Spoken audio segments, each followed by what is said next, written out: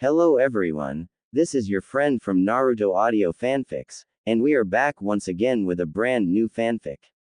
Which is what if Naruto Uzumaki revived the Whirlpool with Hinata Hyuga, Hanabi Hyuga, Yakumo and Kushina Uzumaki, Part 1.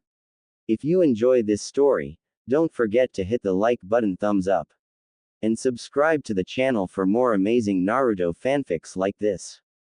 So without wasting any more time, let's start today's fanfic. The man ran, he ran like his life depended on it, which was very much the case. Once again, he cursed himself for accepting this stupid mission, and he cursed his leader even more for giving it to him. He was running like all hell was on his heels, and that could be true considering that the parents of the twins he had under his arms were chasing after him. Abducting Hinata and Hanabi Hyuga, the 3-year-old twins of the clan head, was definitely not the best mission to pick. In fact, he was now seriously considering having his brain checked. He had been running like hell for almost a day now, with no occasion to stop, and he had almost made it to the border between hot water and frost. He was almost in his country. Once he reached lightning, he would be somewhat safe. Then, he saw and heard something that gave him a boost. A gigantic owl, hooting, came down from the sky, flying near the canopy. Charging chakra into his feet, he jumped always higher, finally shooting past the top of the trees, and the owl swept under him, allowing him to land on it. The summon quickly took to the air and, looking above his shoulder, the man could see Hiashi Hyuga's hateful glare, and his wife's tear-stained eyes. Then, he collapsed, panting hard. A hand landed on his shoulder, and he looked up to see the grinning face of a fellow Kumo shinobi. Good job, Raikage-sama will be pleased. The Hyuga abduction became a major sore point between Kumo and Konoha. While Konoha was ready to go to war, the fire daimyo felt that doing so for 2 mere children was too much, and as such forbade it. Konoha, and the Hyuga in particular, were not happy. But Konoha was not the only village to react. Fearing for their bloodlines, every village refused to accept Kumo dignitaries or guests in their walls, and while the Chunin exams were an exception, Kumo teams were always heavily monitored by Anbu. Kumo may have been one of the most powerful villages. Without allies, they were in a difficult position. The most notable consequence was seen in Water Country. Seeing what might be done to them, the bloodline clans were quick to tighten their bond with Kiri and were soon considered Kiri's most devoted defenders. When the Kagaya attacked, the clans answered with a swift and brutal counterattack, slaughtering the clan to the last. In this condition, when Yagura suddenly became more bloodthirsty and seemed to try to raise discontent towards bloodline users, he was met with heavy resistance, and it wasn't long before an all-out assault against him was organized. It was then discovered that he was manipulated. Quickly freed, Yagura joined the coup to chase their enemy, taking him down with him. Yagura, Yondaime Mizukage, went down in history as the leader of Kiri with the shortest reign, but as a hero nonetheless. Kiri didn't suffer through the bloodline purge and kept its place as one of the strongest villages, never realizing just how much Yagura's sacrifice changed the world. Following the incident, Konoha decided that, since they couldn't settle this affair on the battlefield, they would find ways to make Kumo pay. And so, each batch of Chunin hopefuls sent to the exams was trained to the bone. Only the most hardened and merciless teams were sent, with one mission: slaughter as many Kumo genin as possible. The Hyuga and the Hokage agreed to give a small bonus for each Kumo headband the Konoha fighters brought back. The number of Kumo representatives to survive the exams plummeted, and often reached absolute zero when a Hyuga was part of the exams. No matter what Kumo tried, Konoha always won. When they tried to send disguised Jonin or Chunin, the Konoha Jonin would immediately point out their rank and records, making Cloud look like fools. When they trained their students more, they found out that Konoha was already 3 steps ahead. And now seriously considered just sending the girls back, but it wasn't an option anymore. When they were 4, in an effort to ensure maximum durability, they had infused the girls with the chakra from Kyubi that was extracted from the gold and silver brothers, but the transfer went awry. The girls had screamed in pain throughout the whole ordeal, and I was pretty much certain he saw them losing consciousness several times only to be woken up by the pain. But that wasn't the most worrying features. Hanabi and Hinata had developed fox ears and a bushy fox tail each. It was a relief that they never went berserk. But it didn't mean there weren't problems. Hinata and Hanabi were distrustful of Kumo in general and the male population in particular. They only tolerated two persons, Yugito Ni and Killer Bee. But even then, they were incredibly cautious around them, never completely letting their guard down. They had tried to brainwash them into thinking they were born in the Yatsuki clan, but it was an utter failure. What little memory they had of Konoha, they refused to let go. Even more worrying, they were easily the most dangerous ninja of their generation, dispatching all of their peers with 2 strikes top. And when it came to humiliation, they didn't stop at the academy, no, they targeted every part of the hierarchy.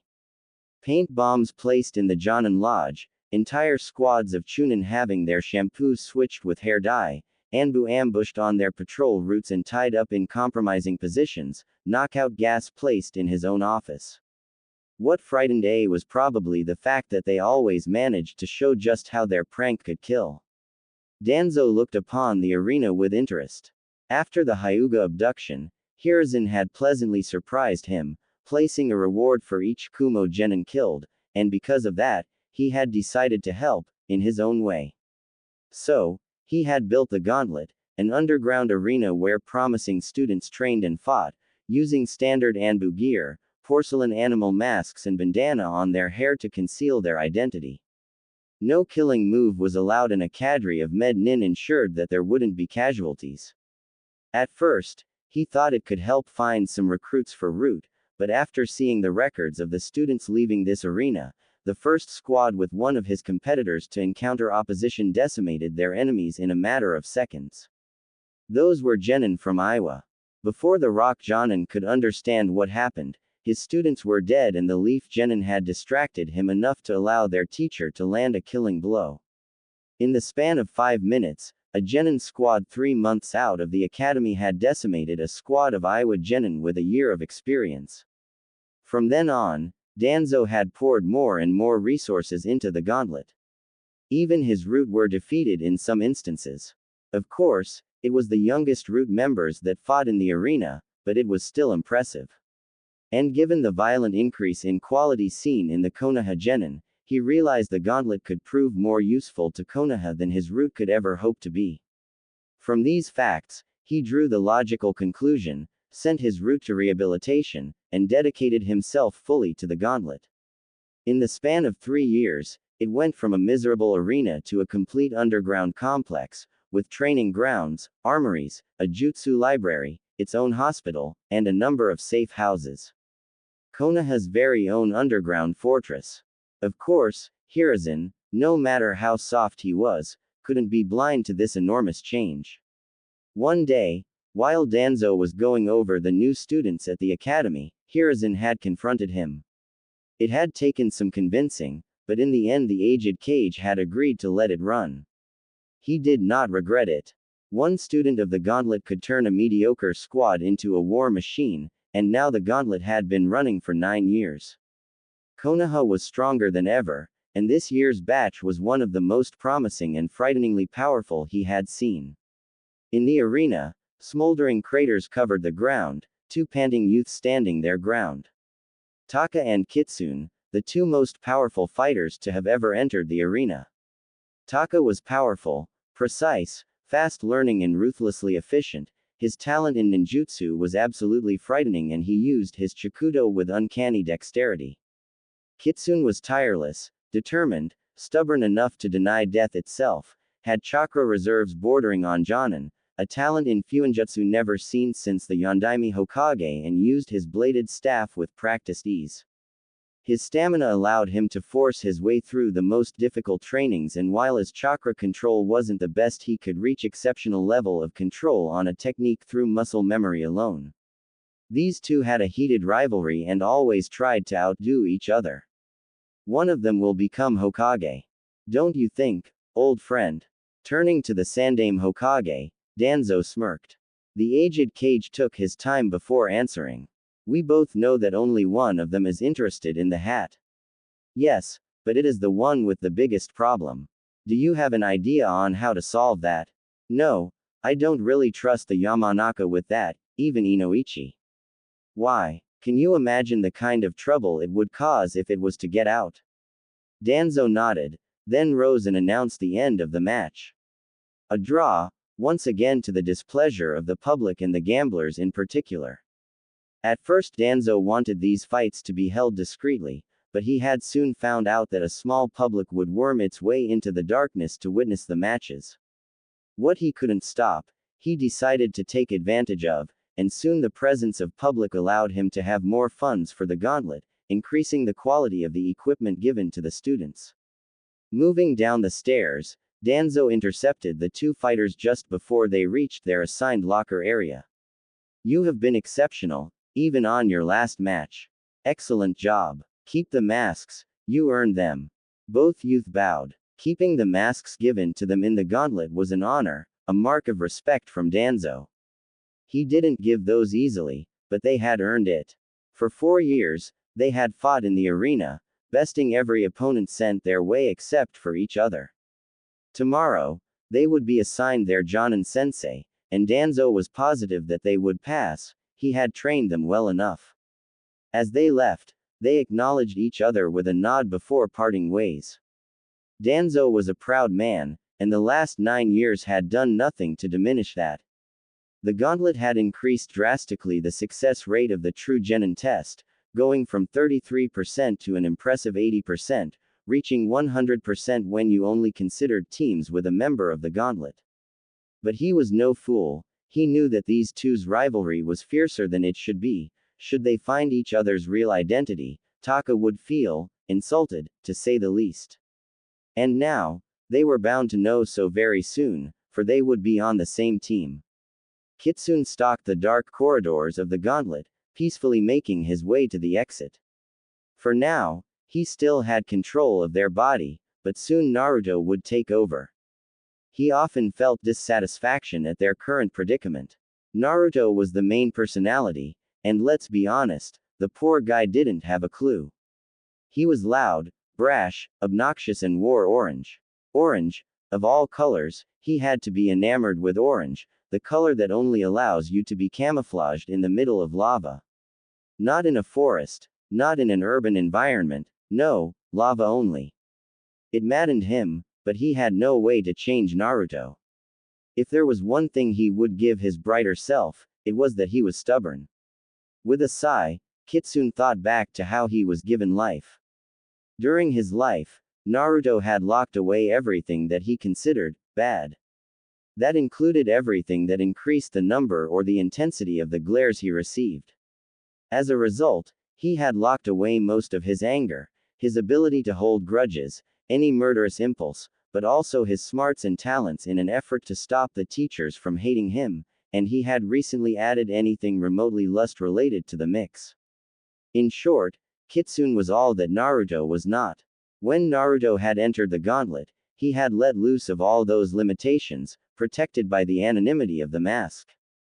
But as soon as the mask fell, he would deny it was him, he would refuse to admit that he and the person with the mask were one and the same. With time, the mask had gained a personality on its own, giving birth to Kitsune, a darker version of himself.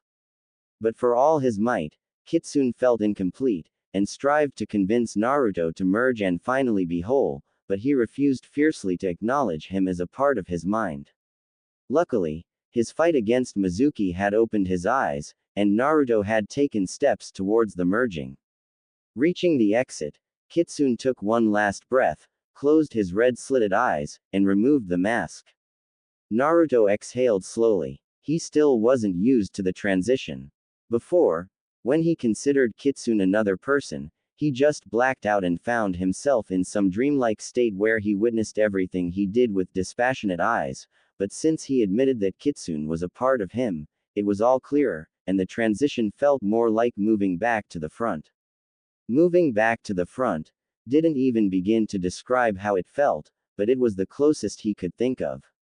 Shaking his thought out of his head, he quickly returned to his flat and changed back into his orange jumpsuit. Now that Kitsune had more influence on him, he was seriously considering discarding it and using those clothes Kitsune had purchased while having control of his body for a day. They seemed practical enough and were definitely badass looking. But he had other things to do tonight. Looking at the moon, he estimated the time to be around 10:30 at night. Good, the round in that part of the hospital had passed and wouldn't come back for a long time. He ran along the rooftops, jumping effortlessly across large streets and avenues. Reaching the hospital, he stuck to the wall using chakra, something he still wouldn't be able to do if he still denied Kitsune his real importance. Looking through the window, he was pleased to see that he had reached exactly the intended window. Using chakra to stick his hand to the glass, he made it slid a bit, enough to place his hand inside and slid it completely open. He then slipped inside and closed the window. Taking his seat next to the head of the bed, he looked forlornly at the person in the bed. His mother, Kushina Uzumaki. From what the old man had told him, she had been in a coma for the last 13 years. He would come to see her twice a week, always telling her how life was going, often crying in her shoulder. Even though she never answered, it was still comforting. He sometimes wondered if she really was his mother and not some stranger the old man had picked up to escape his questions. After all, she didn't look that much like him, with her long flowing red hair. But even if it was a lie, he had someone to talk to, and she didn't seem to have any visit other than himself. Hey mom, sorry I didn't come last time, I kinda got tricked into stealing the forbidden scroll for a traitorous teacher. Of course, I kicked his shadow clones and its wonders. Meh, anyway, I managed to graduate, so I'm a ninja. Gonna get my team tomorrow. I got my last fight in the gauntlet, Taka again, that stuck-up prick really is a pain. Yeah, I finally realized that Kitsune's just a part of me, so I realized that those were my fights all along. Sigh, I wonder what I team I'll get. Silence settled over the room. Naruto often wondered what his mother would think of him if she met him. Would she be proud? Ashamed? How would she feel knowing her son was a schizophrenic Jinchuriki? With yet another sigh, he thought back on the night he had earned the right to be a ninja and began to tell the tale to his comatose mother. You are the Kyubi. With a mighty heave, Mizuki threw the shuriken towards him, and Naruto could only watch in shock. Time seemed to slow down as the shuriken began to close the distance. I told you the Kyubi was sealed in our guts, I told you we were one and the same, and I told you to never trust this guy, but would you believe me? No, of course not. I guess I'll have to clean up this mess. Stay put, it's my fight. Just give me access to your moves, you should be able to since you say you're a part of me. Better yet, let's fight together. As one. Yeah, as one. His eyes turned purple and slitted as he dashed forward, passing by a shocked Iruka, and ducked under the shuriken. Shooting his arm up, he threw it through the hole of the shuriken and grabbed the weapon, stopping it in its track. Getting up, he looked calmly at Mizuki, assessing him like Kitsune had been taught to. Kitsune was right, you are a threat. I guess it's up to us to put you under control and deliver you to T&I. Kitsune. Why you are the Kitsune. Oh god. Fear made its way upon his face and he threw the other shuriken, far faster in hope of breaching the youth's guard, but it was for naught. Naruto simply jumped above the flying metal star and grabbed the circle in its middle, stopping it and taking control of it. Mizuki looked frightened, clearly searching an escape route, but that only caused Naruto to laugh harshly. I can outrun Anbu and feel their ambushes, do you really think that you can escape me? Mizuki tensed, and decided to try his chance up close. Taking a kunai in each hand, he charged him. As he closed in, he saw something that made him pause. Naruto was using chakra to spin the shuriken in his hands like two saw blades.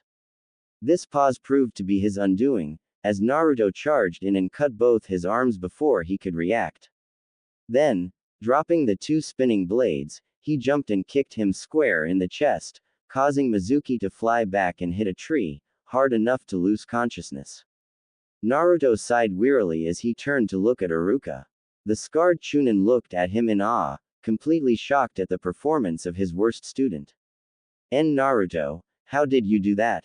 If you're so powerful, then why were you the dead last? And, are you really Kitsune? One of the best two fighters of the gauntlet. Alright, let's see.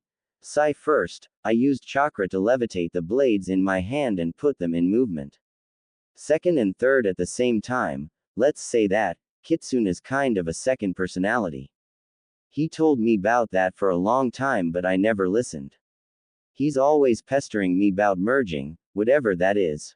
Anyway, while I still denied that he was part of me, I couldn't use his skills, but now I have some access to it.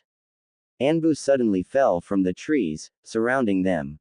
Naruto sighed tiredly. It was hell to explain everything to them, but in the end I managed to escape this mess scot-free. So here I am, with a headband, and wondering just who the hell my teammates will be. I just hope Sasuke won't be one of them, he's a real pain. And I'm beginning to wonder if Sakura's as awesome as I thought. After all, I was basically a dunce before, or maybe I'm still one, I'll have to see.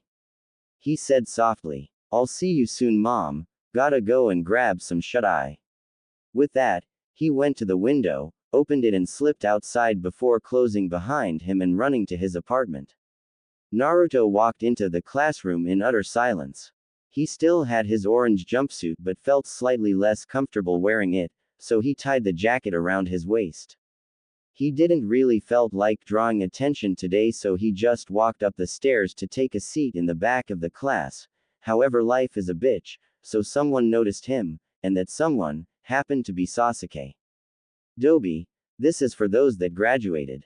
Sasuke didn't particularly dislike the blonde Dobi, it was just that, if he was mean to him he would get pointers from experienced ninja and some equipments from some stores, so it became a habit.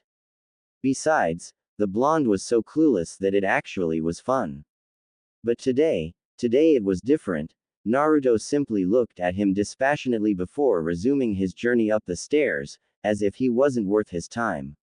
This infuriated him, of course. Sasuke hated being ignored, but he kept control of his anger. He wouldn't let the Dobi have any form of superiority over him. However, his fangirls weren't about to let that pass and began yelling at Naruto for being disrespectful to Sasuke, and Sakura and Ino entered the class just at this very moment. Of course, Sakura, being the dedicated Sasuke worshipper she was, immediately went to Naruto, demanding that he apologized and answered Sasuke's question, ready to deliver bodily harm should he refuse. The thing is, it didn't go as planned.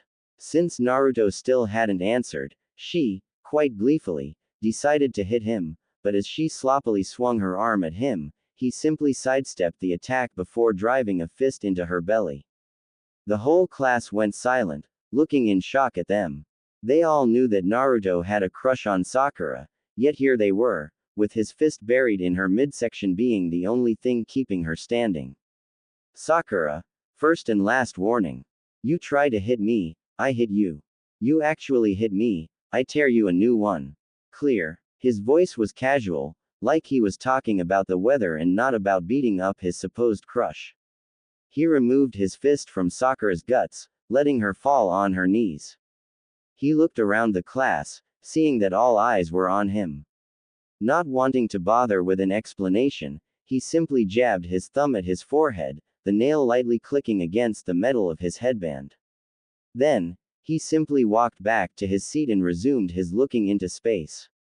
Sakura, thoroughly shocked, stood up shakily and walked down the stairs of the classroom, looking weakly at the seat next to Sasuke, only to see it occupied by an uneasy Ino.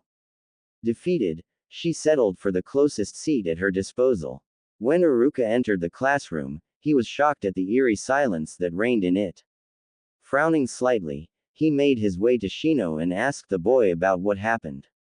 The Aburame heir whispered a quick explanation that just added to Iruka's shock before the teacher thanked him and made his way to the front of the class. Clearing his throat, he gained the attention of the class, stopping most of them from sending worried glances towards Naruto. He gave a little speech about the life they were about to enter, how he knew they would be splendid shinobi and how much faith he had in them. Meanwhile, Naruto was scanning the class, looking for other pupils of the gauntlet. Toshi is probably Tora, Tiger, Tenzo would be Toru, Mantis, Shizuka is probably Hato, Dove, and I'd say Akito is Kuma, Bear. And of course, there is Sasuke, the ever so arrogant Taka, Hawk. He was still troubled by his reaction to Sakura's attempt at violence. He knew it couldn't be reflexes alone, he had managed to suppress them before, when he was still in denial, but this time, he hadn't simply blocked or evaded the punch, he had retaliated. It was you, am I right? For your own good. That girl's a complete and utter bitch, and you'll see it in time. And honestly, can you tell me it didn't feel good? Hey, guess not. Admit it, your dislike for Sakura was one of the first things you pushed to the merging. Best way to make sure you stop getting is cranial trauma by asking her out. Cranial trauma? You serious? And where do you think all those headaches were coming from? That bitch hits us like we're some concrete wall. Focusing back on Iruka's voice, Naruto heard that he had begun announcing the teams and was currently at Team 6. Next, Team 7 will be composed of Uchiha Sasuke, Haruno Sakura. A loud cheer and equally loud whine of displeasure was heard as Ino and Sakura, last two girls without teams, expressed their opinion on the matter. Silence. Good. Now, as I was saying, Uchiha Sasuke, Haruno Sakura and Uzumaki Naruto. Sakura opened her mouth to protest, but the sound of shattering concrete stopped her. Everyone turned to the back of the class to see that Naruto had punched the wall, and left a crater in it. Removing his hand, Naruto looked at the blood on his knuckles, visibly annoyed. With a sigh, he sat back down and motioned to Iruka to go on, completely ignoring the slightly quivering Sakura. All right, Team 8 will be Aburame Shino, Yuzuka Kiba and Kurama Yakumo. Naruto perked up a bit. He knew a bit about Yakumo, she was part of the Kurama clan, a clan of powerful genjutsu users. From what he Kitsune knew, the Kurama were currently having trouble keeping their bloodline active with Yakumo being its last bearer, and many hushed whispers talked about the disappearance of the clan. But the Kurama were a proud lot, they refused to be dismissed as simply a dying clan, and many hopes were placed on Yakumo, the heiress of the clan. And finally, Team 10 will be Nara Shikamaru, Akamichi Choji and Yamanaka Ino. Of course, the golden boar groaned while Sakura taunted her, but that didn't interest Naruto in the slightest. Iruka then announced a prolonged lunch break and advised them to get to know better their teammates and think of ways to impress their teachers. Of course, Sasuke stalked out of the room to eat alone, and Naruto honestly didn't give a damn, he simply watched people leave the classroom, and as soon as he was alone with Iruka, took out a scroll, unrolled it and unsealed a lunch. Iruka looked at him in surprise, not really expecting this to happen. Naruto, since when do you seal your lunch? And since when do you eat something other than ramen? Indeed, it was a bowl of rice with slices of fish that was unsealed, along with a pair of chopsticks, so Naruto answered while unsealing the smaller bowl of sauce. Kitsune prepared that, a while back, it was just in stasis in the scroll. Anyway, I'm going to use those a lot more from now on. It will probably cause a shock to everyone, but I don't give a shit. You don't eat with your team. If you can call it that. Sakura hates my guts for no apparent reason, and Sasuke is just Taka from the gauntlet, so it'll be hell. I'll try to negotiate a truce, but I'm not sure he'll accept. With that, Naruto began to dig into his bowl. The lunch break was over and the genin had gathered in the classroom, organizing themselves by teams. Naruto was happy to let the seat next to Sasuke to Sakura and be done with it, as long as he didn't talk to her he had relative peace. Iruka came into the classroom accompanied by Danzo Shimura. Naruto thought back to the conversation they had during lunch. Naruto was calmly eating his food, Iruka had left the room to go grab something to eat and had left him alone, something that was perfectly fine by him. The door slid open suddenly, causing Naruto to raise his gaze. In the doorway stood Danzo Shimura. The old man slowly made his way to the seat next to him and gave him an amiable smile. Naruto-kun, I need to talk to Kitsune, could you please tell him to come? He's listening. Danzo narrowed his eyes at him. So, the merging has begun. Yup. So, what's the stuff you wanna talk about, Danzo-sama? As you know, the Hyuga are the only clan to allow their member to fight in the gauntlet. We need to change that. U class has a high proportion of clan heirs, so if we prove that fighters from the gauntlet can surpass the best the clans have to offer, they will enroll their children into the gauntlet and Konoha will be strengthened. It will be done. And don't worry, when you get a Hokage made in gauntlet, you'll be sure to have an increase in frequentation. Said Naruto, absolutely serious. Danzo smirked slightly. I have no doubt we will. Alright class, settle down. Danzo-sama here has some things to tell you all. Thank you Iruka-san. Good day children. I hope you are having a good day. It is, after all, the beginning of a new life for you. You are now ninja of the leaf, and all have new responsibilities, some more than others. You are now adults and will be treated as such. You will have to become independent, both in your training and your life. This class will be especially watched, for the future leaders of no less than 5 of our clans are among you, and one of you may very well establish his own clan. At this point, Danzo's gaze fell on Naruto, and while it seemed casual, Naruto knew it was anything but that. Silently, he mouthed, "Re-establish," causing Danzo to smile slightly. Enormous responsibilities are on your shoulders, some of you will even have to manage your clan's whole possessions. The village has high expectations for all of you and will invest a lot of money and time into making you fine shinobi, you must repay it with your loyalty and sweat. Do this, and you will have a safe place where you will be able to raise your family. With a last sweeping gaze and a nod, Danzo stepped back. Thank you Danzo-sama, said Iruka. Now, your Jonin-sensei should arrive soon. And indeed, he had barely closed his mouth that the door opened to reveal a purple, long-haired Jonin in standard outfit with a katana strapped to her back. Team 5, we're going. As the members of the team rose and left, Naruto looked at who was leaving. As they passed near him, he spoke. Good luck Kuma. Everyone in the room stopped and looked at him in surprise, but not as much as the members of the gauntlet. Akito then managed to get a hold of himself, and bowed. Thank you Kitsune-senpai. Of course, now everyone in the room that didn't know of the gauntlet was confused beyond reason. Sakura, who had been about to make a snarky remark about Naruto, could only watch in surprise as Team 5 left the room while Sasuke looked intently at Naruto. 3 more teams left the room, and Naruto wished good luck to Hato and Tora. Then, the door opened and in walked one of Konoha's most powerful Jonin, Hitaki Kakashi. He was rumored to have been in a deep depression for years, but it seemed being a teacher had done wonders for him. Team 7. Meet me on the roof in 5. He disappeared in a swirl of leaves and Naruto simply stood up and made his way for the door. As he was about to exit, he heard Toru's voice. Kitsune-senpai, good luck. Naruto turned his head and smiled at him. Thanks. You too Toru. Then he exited the room and made his way to the roof, feeling Sakura and Sasuke following him, the latter fuming silently about being in the rear. When they reached the balcony on the roof, they took their seats, with both boys at an extremity again.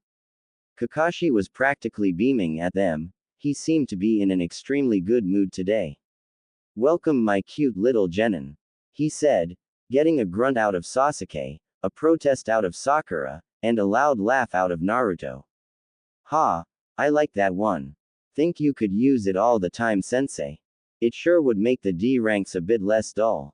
Kakashi I smiled. Maybe Naruto, maybe, it will depend on how good you do. Now, let's reassure you all, I know what I'm doing, I've had 3 teams already, they all made Chunin within a year and my first team even reached Jonin. One of them is even taking on students from your class, so don't worry, you're in good hands. Now, let's get to know each other shall we? He said with his eternal eye smile. I'll go first. I am Hatake Kakashi, Jonin of Konoha. I like many things, but mostly having friends and my beloved Ika Ika. I dislike egoistical persons and I absolutely loathe traitors. He said the last part completely seriously, looking at them dead in the eyes. Naruto noticed he spent a bit more time on him and felt compelled to answer. Kakashi-sensei, if you're wondering if I'll ever turn psycho, the answer is no, I'm far past the point of madness. That got all those around him to look at him curiously, wondering what he meant. Naruto then motioned to him to go on. All right, we'll talk about that later. As I is saying, I loathe traitors. My dream is, currently, to make you three some wonderful ninja, just like my three other teams. My hobbies are mostly reading. All right, your turn, sunshine. He said, I smiling to Sasuke and causing the only blonde present to smile. I am Uchiha Sasuke. I don't like many things, and I dislike a lot. I don't have any hobby. I don't have a dream, more of an ambition, to kill a certain man. Kakashi frowned slightly. This would certainly make things more complex. Alright, now your turn, Bubblegum. Sakura twitched at the nickname but answered nonetheless. I am Haruno Sakura. I like. She blushed while looking at Sasuke, who pointedly ignored her. My hobbies are. Once again, she looked at Sasuke, giggling a bit this time. My dream is. Another gaze toward Sasuke, this time with a hopeful smile and a slightly larger blush. And I hate Ino Pig and Naruto. That was LAAAAAAME. Sakura turned to Naruto, enraged, but the blonde kept talking. You do realize you admitted you have absolutely no motivation. You're here just to get in Sasuke's pants and, sorry to be blunt, but I have better chances at this than you do, and he's straight, that's saying something. In case you didn't realize, the Uchiha are a clan of warriors. If you wanna become a pampered housewife, you should have set your sights on a civilian. What the hell do you know, good orphan? Smooth Sakura, real smooth. In case you didn't notice, Sasuke's an orphan too. Casting a brief glance to Sasuke's twitching eyebrow, Sakura wisely decided to shut up. Alright, my turn, yes. Kakashi nodded. Right. My name is Uzumaki Naruto. I like ramen, fuinjutsu, old man Hokage, and I guess I'll have to expand the list when I discover new things. I dislike people who judge others or blame them for things out of their control. My hobbies would be calligraphy, getting payback through pranks and a bit of meditation from time to time. I've got two big dreams. First, becoming Hokage. His boisterous, joyful tone suddenly subsided, a more thoughtful and almost melancholic tone taking its place. My second dream is, one day, to go to Whirlpool and pay my respects to my ancestors. Alright, you're an interesting bunch. We'll meet tomorrow at 9 o'clock at Training Ground 3 to take a little test. What you passed was a pre-test, of sorts. Now we're going to see if you really have what it takes to be a shinobi of Konoha. Don't worry, the success rate is good, you'll probably pass. He said with an eye smile. We'll see, answered Naruto, suddenly serious again. Taka, let's face it, we hate each other, but we're gonna be on the same team, so let's make a truce. What do you have in mind? We work and train together, but we don't interact more than that. So, I'm in. Kakashi nodded appreciatively, satisfied to see that they would be willing to set their differences aside to work together. However, when he looked at Sakura's revolted face, he knew she would be a handful, even though right now she was keeping her mouth shut. Alright, Sasuke, I don't need you anymore, you can go. Sakura, could you wait down the stairs please? I'll have a talk with Naruto and I'd like to talk to you afterwards. Alright sensei. The Uchiha had already left with a burst of speed, leaving the pink-haired one to slowly walk down the stairs in silence, dejected that her crush didn't want to talk to her. Okay, Naruto, what was that comment about being far past madness? You know of Kitsune of the Gauntlet, right?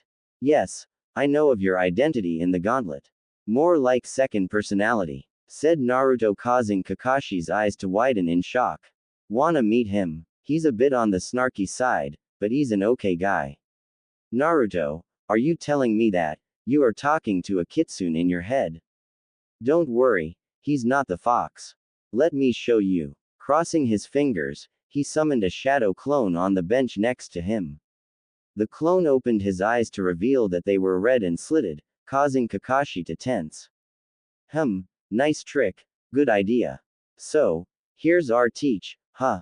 Well hi, I'm Kitsune, Naruto's darkest side so to say. And don't worry, I'm 100% human-made, Fluffy can attest to that. Fluffy. Yup.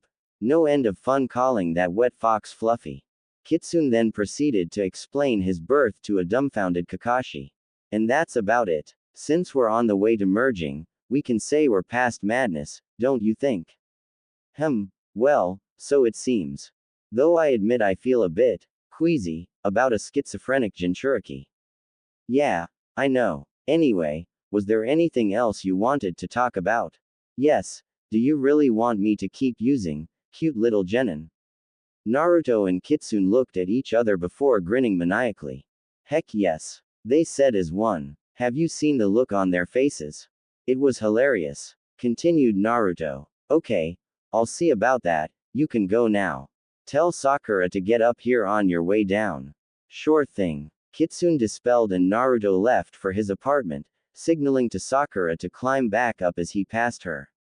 The Pinket's lips drew a thin line, obviously not too very pleased about being ordered by the perceived Doby.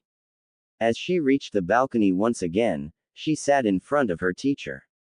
Alright Sakura, I think we have a lot of things to talk about. First and foremost, you will have to dampen your dislike of Naruto if we are to work together. But why? He's a complete loser who will only pull Sasuke-kun and I down. He shouldn't even be a ninja. He has no talent whatsoever, he is loud and obnoxious, he wears orange, and he is just plain dumb. I'm not the only one to think that, everyone does. Oh boy, it will be a pain. Sigh alright, here we go. Naruto isn't a loser, as you so kindly put it, and you will soon discover just how wrong you are. You will also see very soon that he isn't as weak as you think he is. A recent, traumatic event caused his potential to unlock in full. You noticed he addressed Sasuke as Taka, correct? That is because they fought in an underground complex that train willing academy students. Naruto is Kitsune, and Sasuke is Taka. They are both the strongest students to have come out of there, so don't worry about him pulling you down, more probably, he will pull you up. Kakashi ignored the disbelieving look his female student was giving him and went on. Now, Hokage-sama himself think Naruto should be a ninja, do you think you know better than him? Kakashi left a pause, enjoying slightly seeing his student squirm. I thought so. As for the loud part, you must admit you weren't exactly the most discreet with your voice. And lastly, think by yourself. Have you tried to get to know him before passing judgment? I don't need to, I heard enough about him. So you blindly trust what others say and never try to see for yourself. And you want to be a ninja? If such is the case, go back to the academy, even better, drop out of the program completely. Ninja must think by themselves. People you consider trustworthy may be biased on a topic and try to pass that on to you. HMPH, then why is the entire village saying this? Not the entire village. Besides, number isn't a guarantee. How many of these people know him? The answer is, none. Now, I will give you a chance, but if your behavior jeopardizes the team, I will have to request a replacement. Sakura nodded her head slowly, not really wanting to lose her spot on Sasuke's team. With that, Kakashi dismissed her and returned to his apartment. When he finally reached his apartment, and unceremoniously collapsed on the couch. Oh man, that's probably going to be both my worst and my best team. Yugito Ni was a strong woman. She was one of the two strongest Kumo Jonin to ever be, only surpassed by Killer Bee and the Raikage, and she was without a doubt the strongest kunoichi in the history of Kumo, and that was without the Nibi. With her lifelong partner, she was a powerhouse, surpassing even in terms of raw chakra output and firepower. But there were still things that made her wish she became a pastry cook like she wanted to be when she was a kitten. A good example of such things would be the pranks pulled by the infernal duo, Kumo's very own night vixens, as they extravagantly decided to name themselves, and as their legal guardian, she was faced with them far more often than she'd like. With a sigh, she stopped in front of Mabui. What did they do this time? Paint bombed another shop? Replaced ration bars with concentrated hot pepper? Or did they hit a gas bomb in A's office, again? None of these. Go in, he'll explain. With another heavy sigh, Yugito stepped into the room, bowed to her leader and took her seat next to her charges. They both wore identical clothing, meaning black sandals, black pants, black short-sleeved shirts and cream-colored long vests on top of it. The main difference between the Foxy twins was the hair. Hanabi's hair was kept into a Heim cut, having a ponytail extending out of the back, while Hinata's was just long flowing hair, both reaching their mid-back. They looked at A and Yugito innocently, but the swishing of their tails left no doubt. They were thrilled. They had once again executed some prank, and a big one it seemed. All right, Raikage-sama, what did they do this time? They littered the Anbu patrol routes with traps. They disabled no less than a quarter of the Anbu Corp before we understood what happened. We had a breach of security of major importance for 4 hours last night. And if that wasn't enough, they then disrobed the knocked out Anbu and tied them up in compromising positions and left them in some of the most frequented streets of the village. Yugito's first impulse was to bang her head on a wall. She looked over them, and saw that the sisters looked indeed pleased with themselves. All right, young ladies, what do you have to say for yourselves? They had it coming, said Hinata. Yeah, they were trying to peep on us in our bathroom, added Hanabi. So we had to get revenge by disabling a quarter of our Anbu forces. Not our fault if they're amateurs, answered Hanabi. Yes, if they worked correctly they would have seen the traps. They left their guard down inside the village and they paid for it. Yugito could see that A was struggling to stop himself from slamming his head on his desk and burst into tears. Why are you acting like that? This behavior isn't worthy of members of the Yatsuki clan. A quickly realized that tiredness had caused him to say the old automated answer that always infuriated them. Their faces turned into a snarl as anger took hold of them. We are not members of the Yatsuki clan, we are Hyuga. You and your clan are those responsible for our abduction. We are not part of your clan, and never will be, yelled Hanabi. My sister is correct, supplied Hinata in a cold tone. We are Hyuga, and always will be. The Byakugan is proof of that. A tensed. He hated to be reminded of his mistake, and the sisters made sure to force him to face it at every occasion they got. And they made sure to have many such occasions. With a sigh, A slumped in his chair. And what would you have me do? Send you back to Konoha? Remember that the Kyubi killed many of their own. Anything Fox related will be viewed with distrust at best, and there is a high probability that the Hyuga would brand you with that seal they used to keep the branch family in line. We'd choose limited servitude and a chance at life over a future of rapes and forced pregnancies, answered Hanabi bluntly. A cringed as Yugito sent a glare his way. Listen, I realize it was a huge mistake, but you are now Genin of Kumo, and I can't correct my mistakes if you keep acting like that. Both sisters looked at him intently now, their full attention on him, along with a very curious Yugito who wondered what her leader had in mind. I can't say too much, just know that if your team acts exemplarily enough, you'll be able to choose who you marry and where you and your children will live. Hanabi and Hinata looked at each other and nodded before turning back to the mountain of a man. Very well, we will stop causing trouble, said Hinata softly. At least for now. May we retire please? The last day of the academy was taxing. The smile on her face made a groan. Kami-sama help me, they made one last prank, they will kill me with paperwork alone. Yes, go, and leave me to deal with the mountain of paperwork you caused once again. Satisfied grins made their way to the sisters' faces as they rose from their seats and left the room, sauntering happily toward the exit. Yugito watched them leave before turning toward her superior. If I may, what exactly do you plan? Get them to Chunin as fast as possible and shove them into Konoha's hands with a long-lasting diplomatic mission.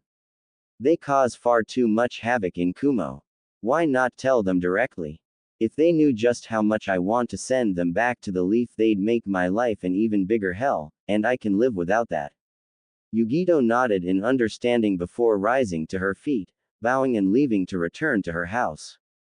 Hinata and Hanabi got out of the bathroom together after cleaning themselves, both wearing white bathrobes and leaving their hair free. Their final prank had taken a long time to set up, especially given its specifications. They wanted a prank that wouldn't activate for at least 3 months, and one that couldn't be traced back to them. It had been hard, but they had managed it. They had found an insect that had a very interesting particularity. It was a kind of fly with a hatching time of up to 4 months depending on the conditions, and the interesting thing was that it looked a hell lot like a type of thunder wasp that was known for its deadly venom. It was guaranteed to cause chaos at the academy, and since these things were notoriously impossible to control, no one could blame them. An interesting bonus was that the old ape that was the Raikage would be on the lookout for the prank, and that would stress him to no end. Hinata chuckled softly, causing her sister to raise her eyebrow quizzically. Sister, how do you think the males of this village would react if they knew we are taking our showers together? Hanabi smiled amusedly. They'd probably try even harder to find a way in there and try to join us. Good thing they don't know about it. Yes, it is good indeed.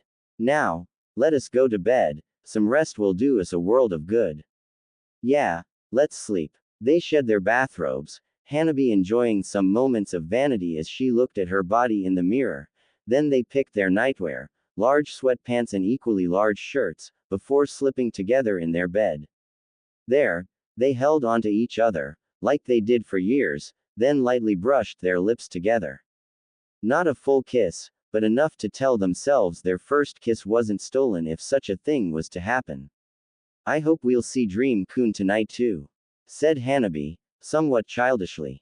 Me too, sister, me too, answered Hinata, with longing in her voice. Then, as the sun set, they fell asleep in each other's arms, wishing for a better life. See, come on girls, mom just left. Another reason to go on Dream-kun, who knows when she'll come back.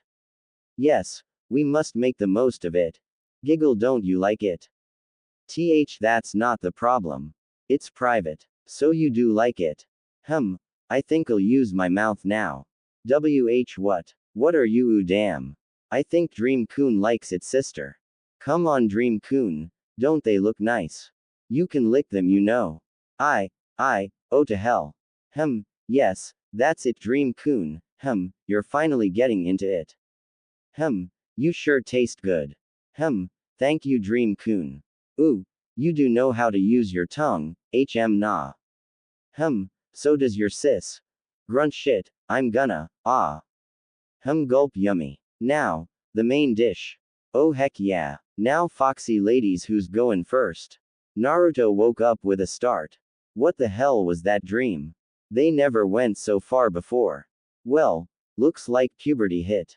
With a sigh, Naruto rose to his feet before looking down and noting that his not so little anymore friend was standing at attention. With a sigh, he went to take care of his morning routine, hoping to put his mind on something else. These two fox girls had begun to appear in his dreams when he was 6 for apparently no reason. For his mother, he could understand, she had appeared after his first visit to her with the old man, on his 8th birthday, but for those girls he had absolutely no explanation. Yo Kitsune, any idea as for why I have pervy dreams about fox girls? Nope, but I'm definitely keeping that memory where I can reach it. Best dream ever. You'll share. We're the same guy, sharing with yourself isn't really possible, but the memory will be at your disposal. Sweet. Finishing his routine, Naruto set out for the training ground. He had decided to let go of the orange pants, choosing black pants instead, but keeping his jacket tied around his waist. Walking slowly towards the training grounds, he noticed the way people were looking at him, disbelief and hatred.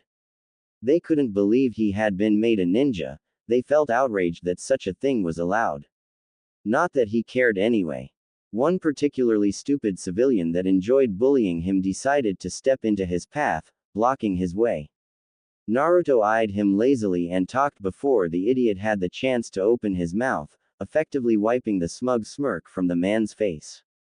You do realize I can have you arrested for interfering with shinobi affair, right? Yes, I can do it. Any civilian interfering with shinobi business for no good reason is automatically suspected of treason and sent over to T&I. You sure you wanna spend 2 hours with Mitarashi Anko just for the thrill of bothering me a bit? The man seemed to waver, shock written all over his face. Naruto then sidestepped him and went on his merry way, leaving all the passerby shocked. He quickly reached the training ground and found his teacher and male teammate engaged in a heated argument, and he honestly didn't give a damn. Finally, Kakashi abandoned, at least for now, whatever they fought over and after noticing him, made his way over to him. Yup, sensei. I'm sorry, but it seems you will fail because of your teammates. Sakura hates your guts for no good reason and Sasuke is a loner without even the smallest notion about teamwork. Sasuke, still in hearing range, growled. He hated the concept that he, the prodigy, would be holding back the dobi. It was ridiculous, and insulting. Ma, don't be so negative, sensei. Sasuke and I got an arrangement yesterday. I know he'll abide by the terms, and if he is willing enough to work as a team, Sakura will follow like a good lil puppy. Naruto, I've seen other teams like that. They always end up bad. All the more reason to become Chunin as fast as possible, that way we won't have to endure each other's presence longer than necessary. Kakashi nodded skeptically, making his doubts about the future of the team clearly known. Sakura chose just that moment to appear, and of course immediately ran to Sasuke's side and began acting like they were almost a couple, with Sasuke passionately ignoring her. With yet another sigh, Kakashi clapped his hands once, gaining their attention. Alright, time to begin the test. He got out an alarm clock and put it on top of a small log. It's set to ring at noon, so you have 3 hours to try and impress me. Here are the rules. If you impress me enough, I pass you individually. If you fail to impress me, you go back to the academy. He then got out 2 little bells. These babies here are free passes. You manage to get a bell, you can pass, even if you didn't impress me. Sakura was, of course, certain she wouldn't need the bells and silently celebrating the fact that Naruto would be sent back to the academy. Sasuke and Naruto looked at each other. The Uchiha raised an eyebrow, asking silently if the Uzumaki thought there was something fishy too. Naruto nodded slightly. Kakashi saw the exchange and wondered if maybe he was wrong. Now, come at me with the intent to kill, you won't manage anything otherwise. But, sensei, we could hurt you, said Sakura. Sasuke sighed in exasperation, wondering why he had been cursed with her as a teammate. The dobi, he could do, he was Kitsune, so he was strong, even if he had trouble accepting it, but Sakura. Annoying and weak. Naruto didn't even react. Now, Sakura, I know what I'm doing, I'm the veteran here, right? Now, begin. The 3 genin disappeared in the trees, 2 faster than the last, and began to observe. Sasuke and Naruto, trained as they were, had decided to stick together and see if they could find exactly what was bothering them with this test. Your thoughts, Taka? Seems strange. Danzo-sama said genin teams always had 3 genin and a teacher, so why would he create the possibility to have only 1 or 2 students? He expects us to pass, but not Sakura. I think he wants to see if we'll go out of our way to help a teammate, even if she's useless. After all, that's Konoha's creed. Comrades gotta work together no matter their strength. So I guess that means we'll have to get her a bell. Or get her to work with us. That's probably a test on teamwork or something. You shouldn't have too much trouble getting her to work with ya, since she's all over you and all. I give her to you anytime. No thanks, I like my girls a lot foxier. Naruto ignored Sasuke's questioning gaze and began to smell the air slightly, quickly locating his teammate's smell thanks to the shampoo. Following the smell with Sasuke tagging along, they quickly reached Sakura. Yo Pinky, don't scream. Sakura spun on her side while taking a kunai, pointing it at Naruto's voice, only to see him looking amusedly at her with an annoyed Sasuke at his side. Okay. Long story short, this is a test of teamwork, so if we wanna pass, we gotta work together. So, you wanna get a bell or what? Why should I believe you, loser? I'm sure you want to pass using Sasuke-kun's and my talent. Right, Sasuke-kun. The last part was said with an enamored gaze towards the Uchiha, causing him to raise a hand to massage his right temple. Sakura. How many genin teams have only 2 genin? Asked Sasuke in a clearly exasperated tone. Sakura opened her mouth to answer, but nothing came to her mind, and she then realized that, indeed, all genin teams had 3 genin, and she then realized just what her teammates had already deduced. He wants to see if we'll put our differences aside and work together. Naruto smiled. Ah, the kunoichi is showing, good. So, do we charge in together and just show him we're working together, or do we go for a complete show? Complete show. Alright, so we keep him busy and Sakura lays traps.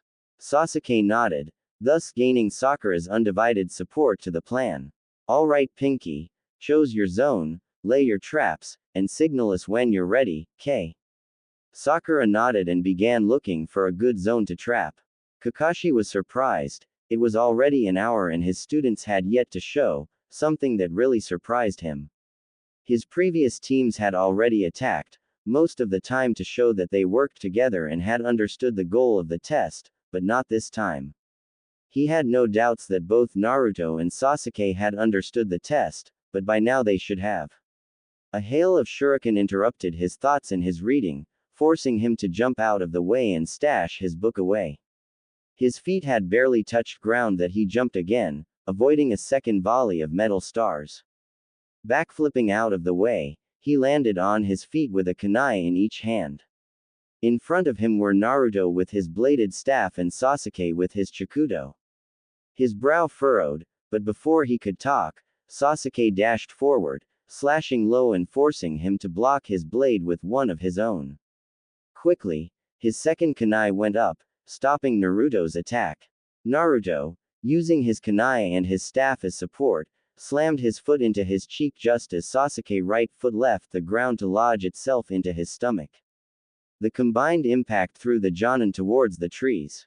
Skidding to a halt, Kakashi shook the surprise out of his system and quickly began to counter his opponent's strikes. Sasuke's form was flawless, he only needed experience and speed to become one of the most dangerous blade users of the leaf. As for Naruto, there was absolutely no form at all.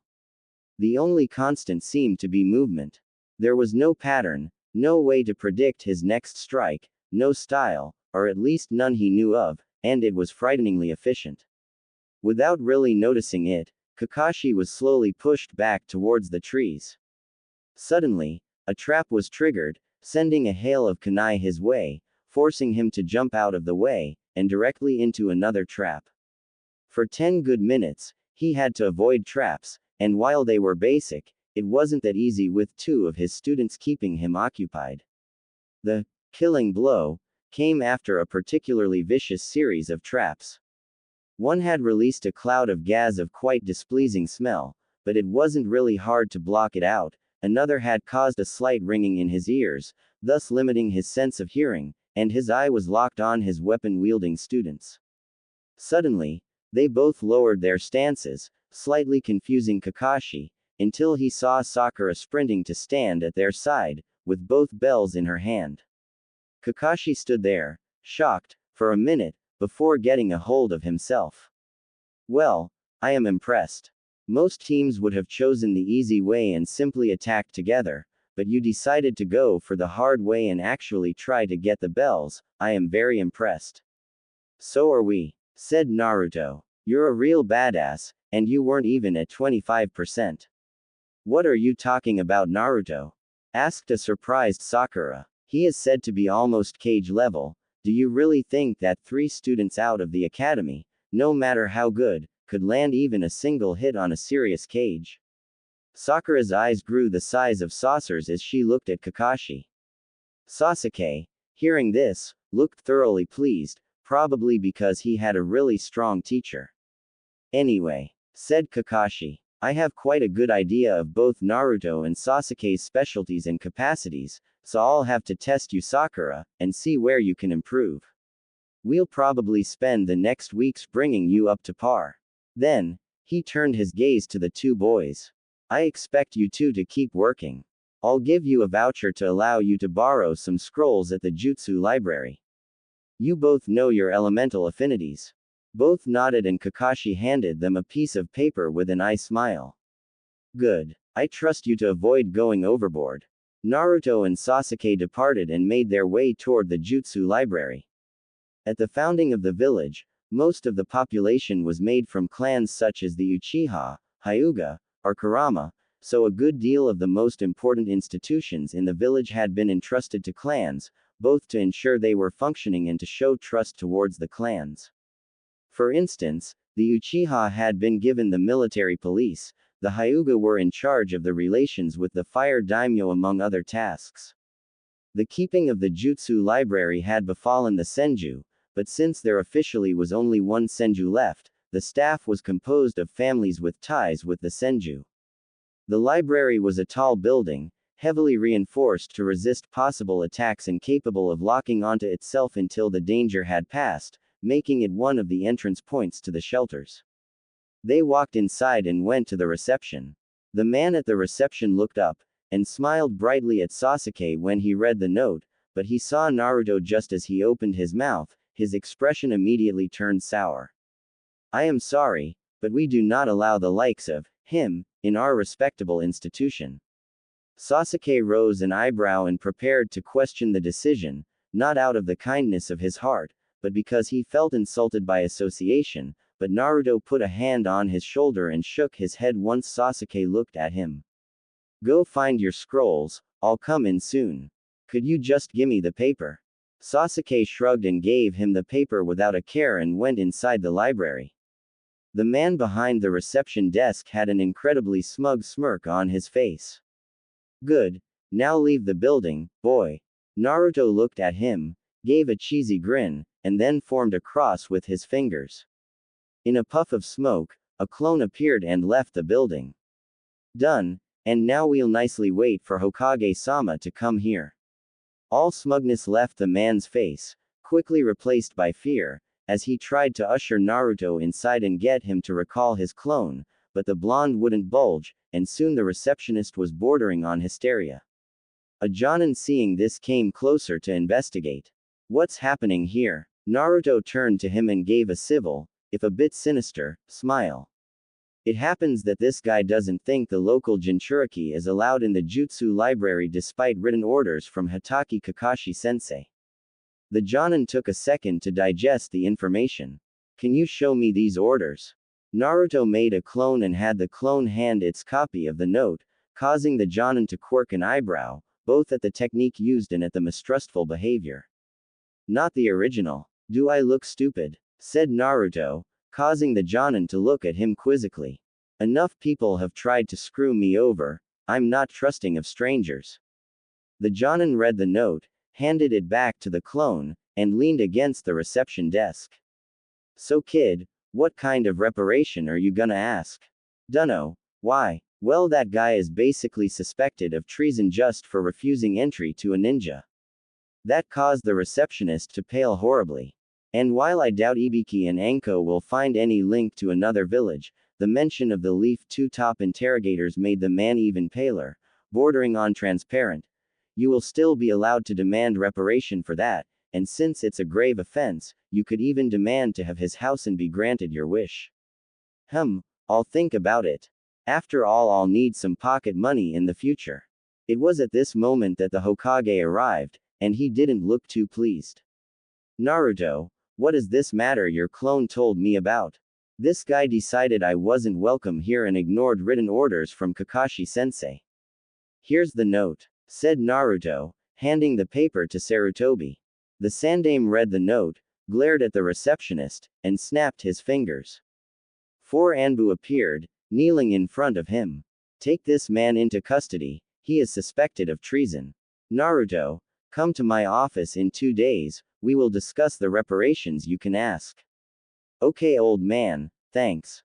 Sarutobi smiled, then shunshined back to his office as the Anbu shunshined with the frightened man to the detention area and left one of their own at the desk. The Jonin looked at this, clearly impressed. Damn kid, you've got big friends. Yup, but I have to if I wanna go far. Say, you're Jonin, huh? Yup. Think you could give me a hand? I'll be sure to remember you. Hey, already playing the game of favors. That's a bit early, don't you think? Maybe, but you, along with the whole village, will soon find out that I have enough power to do it. Now, I think you already know my name, but what's yours? Ikazuki Atsuo. What are you looking for? Atsuo was wearing the standard Konoha outfit, had short flat brown hair, a slightly angular face and a goatee. His gray eyes held curiosity and interest. Fuinjutsu. Advanced books. Fuinjutsu. Whistle man, that's a rare interest. You got lucky, that's one of mine too. Come, the Fuinjutsu part isn't really that big, but there are some good books. What's the last book you've read? Introduction to Advanced Fuinjutsu by Namikaze Minato. Whoa, what the? You've read the Yondaime's book? Yup. Couldn't find Senju Mito's books though, are they in there? Well, yeah, but I personally failed to even begin to understand Yondaime-sama's book, so I won't be able to help you on that. Not a problem, just showing me where to go will be a huge help. Well, it's here. Say, how hard was it for you to understand Yondaime-sama's work? Fairly difficult. I had trouble following his train of thought and his explanations seemed a bit, well, I don't mean to insult his skills, but he didn't sound like he completely understood what he was trying to explain. Are you telling me you think you're better than Yondaime-sama? No, I'm telling you he could have written more clearly. Besides, he wrote that book early in his career, and some time after he did, his skills in Fuinjutsu grew by leaps and bounds, so he either found a new and excessively good teacher, or he made a breakthrough of epic proportions. But yes, on the theory, I think I'm currently better than he was when he wrote that book. Then there's the practical side, I'm still working on that one. Okay, so you're just better than most Jonin at one of the most difficult fields of the ninja arts. Let's say it's in my blood. Say, you got experience right. I made a few seals, think you could look them over. 2 days later, Naruto asked for the receptionist's house and, ironically, offered to rent him his own house. The man had no choice but to accept.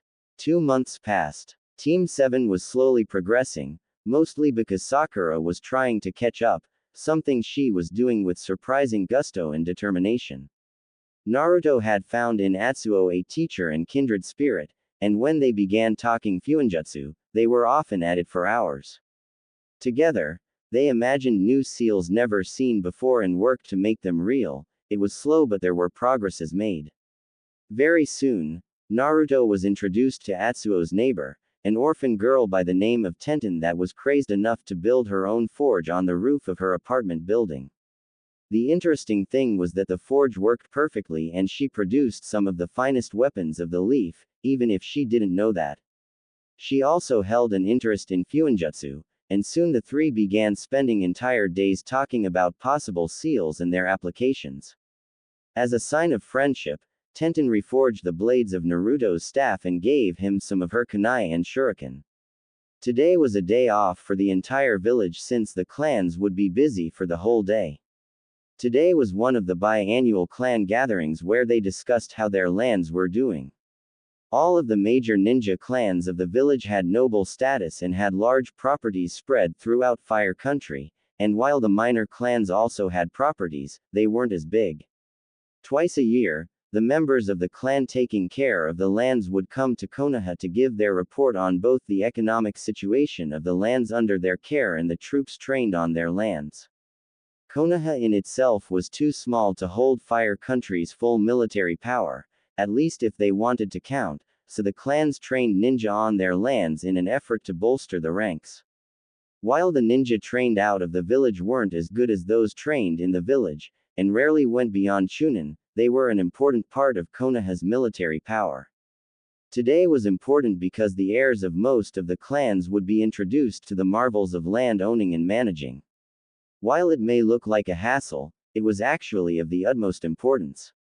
The main reason the daimyo gave such leeway to Konoha was because the ninja clans were an important part of the economy of Fire Country. For instance, the Aburame held a complete monopoly over the production of silk, and theirs was the finest in the elemental nations, something that brought great pride and incomes to their clan. The Nara owned the majority of the medicine industry, while the Hyuga owned the lands producing the finest sake. The Kurama held most of the opium farms in the country. The Inuzuka had a firm grip on the vast majority of the animal-related businesses. The Akimichi owned some of the most productive mines of the country, working with the Yamanaka when it came to gems, letting the mind readers and their jewelers craft the most exquisite of jewels. The Uchiha owned some of the best forges in the world, and the weapons made there brought a great deal of income and pride to their clan, and even if they were slaughtered to the last, their fame remained. The Senju, or what was left of them, owned entire forests of otherwise rare trees. All in all, Fire Country couldn't work without the ninja clans and their power.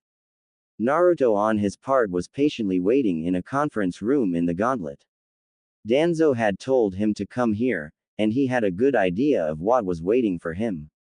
A few years back, he had seen on Danzo's desk a poorly hidden file, so poorly hidden he was sure Danzo wanted him to see it. The file was named Whirlpool Resurrection. The door opened, and in walked Danzo, followed by a samurai wearing a black attire with a dark blue armor suite with the Uzumaki swirl on each pauldrons on top and surprisingly a leaf headband. He had gray hair kept in a low ponytail, black eyes, a scar running across his left cheek and a thick mustache. He looked impassive, and just the way he held himself screamed of a veteran. Next came a jovial-looking man, in his late 20s, with spiking bright blue, almost white hair, hazel eyes sparkling with optimism, and a constant smile on his face. He wore Konoha's flak jacket and his Konoha headband on his right arm, sewn into the sleeve of his black shirt, and black pants and sandals. A piece of cloth reaching his mid-calves fell from the back of his belt and seemed to bear the Uzumaki swirl on at least the inside. Third came a woman, probably in her 40s, her black hair kept in a high ponytail reaching the small of her back. She had black eyes and beautiful features. She wore a light blue kimono with dark blue border that hugged her features, showing just how much of a woman she was. She probably gave a heart attack to a lot of old geezers with this kind of figure. Interestingly, her dark blue obi bore a plate bearing the leaf symbol. Glancing at her slightly ample sleeves, he caught sight of a handle behind the clipboard she held, causing him to tense slightly. The woman seeing this gave him an appreciative smile, as if satisfied to see she wouldn't work with an incompetent boy. Fourth came a bulky man that looked anything but at ease and looked like he expected the ground to move. If the bunch of swear words he kept muttering was anything to go by, he was a sailor. He was tall, around 6 feet 6, had dark brown hair falling to his broad shoulders, kept out of his forehead by a cloth headband that had probably once been white, hardened blue eyes, a scar running across his surprisingly still working right eye, and a bushy black beard. This giant of a man was the only one not to have a leaf headband, but the massive sword on his back showed that he too wasn't to be messed with. He wore a massive green gi as a jacket, the sleeves looking like they had been ripped off, possibly by his arms considering the size of his muscles, matching gi pants, and wooden geta. The sword itself looked like it had once been part of an anchor before being ripped off, sharpened and put on a handle. Danzo sat next to Naruto, and the four took their seats on the other side of the table. The giant looked at Naruto, unimpressed, while the others bowed their heads politely. Old man, you're telling me we'll take orders from that shrimp? Are you sure you want to judge me on my size instead of my brain? That stopped the three others from scolding the sailor. HMPH, just 'cause your grandfather was daimyo doesn't mean you have what it takes to lead Whirlpool. And that's why you're here, to help me learn and advise me.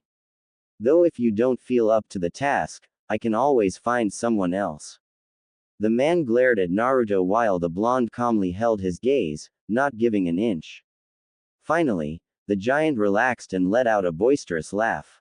All right, lad, you got balls, that's good. You may be blonde, but you're Uzumaki, all right.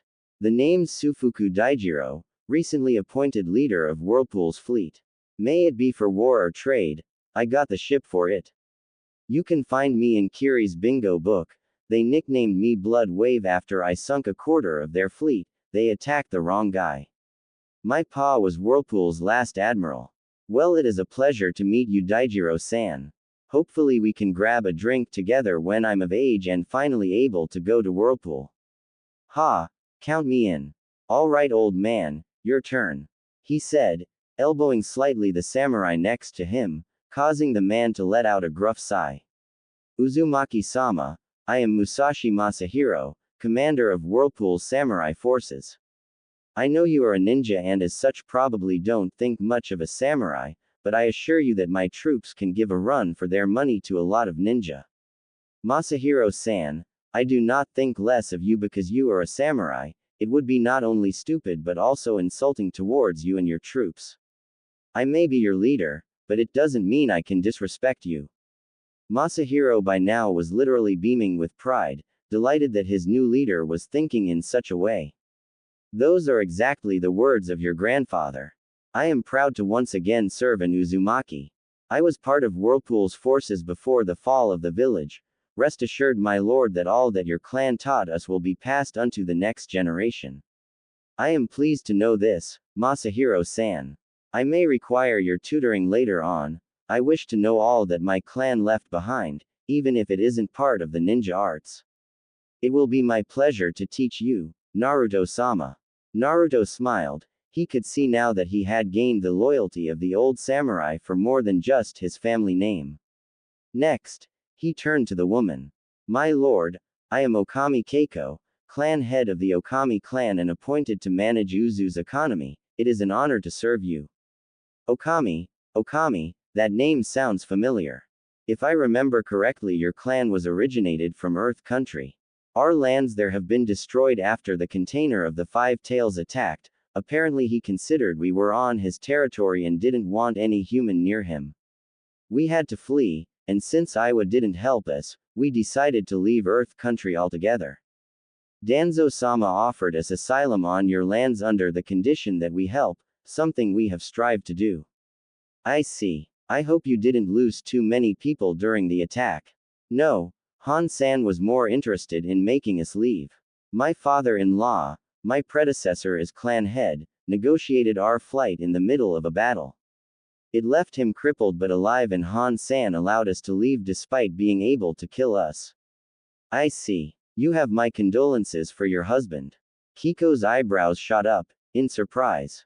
Your condolences? Azumo-kun is just fine. Why do you think he is dead? Well, you said your father-in-law was the last clan head. Oh, I see. We Okami work a bit differently. The clan head is the most competent leader in the clan, it's not a hereditary title. Oh, I see. Well, I am happy to hear this. I am a bit curious about your clan. Hopefully I will be able to learn more when I visit Whirlpool. Keiko nodded, a smile on her face. Lastly, the ninja straightened up a bit. Well, my lord, I am Suiho Kento, current leader of the Whirlpool ninja forces. We're trying to go back to the old days where Fuinjutsu was our main specialty, but it's a bit hard. A lot of knowledge was lost during Uzushio's fall. So we kinda compensate with the rest. We are for now at 500 shinobi, most of them low chunin level, but we're working on it. We concentrate mostly on defensive techniques and we have a respectable pool of med nin. Good, and don't worry about Fuinjutsu, I'm working on it. I found a few partners to trade ideas with and we're making good progress. How is Whirlpool's academy doing? Well, quite good. We got quite a few students eager to be part of the corp, but since the population of the island isn't back to what it was, we'll need more time to be fully functioning. It's not a problem, we have time. Are you making common exercises to work with the samurai? Yup, sir. Once a week. Good. How long will you stay? I'd like a little sparring match if it's okay with you. Ha, we can do that just after the meeting if you want, sir. Sounds good. I hope you're happy. Not many get the occasion to kick their bosses. Kento laughed at the joke, clearly happy to have a cool boss. I'm gonna like working with you, boss. You're a cool guy. Well, thanks. Now, let's get down to business. It may take some time, but I want to know exactly how my people are doing. The meeting lasted most of the day, a lot was discussed, and Naruto further impressed his advisors.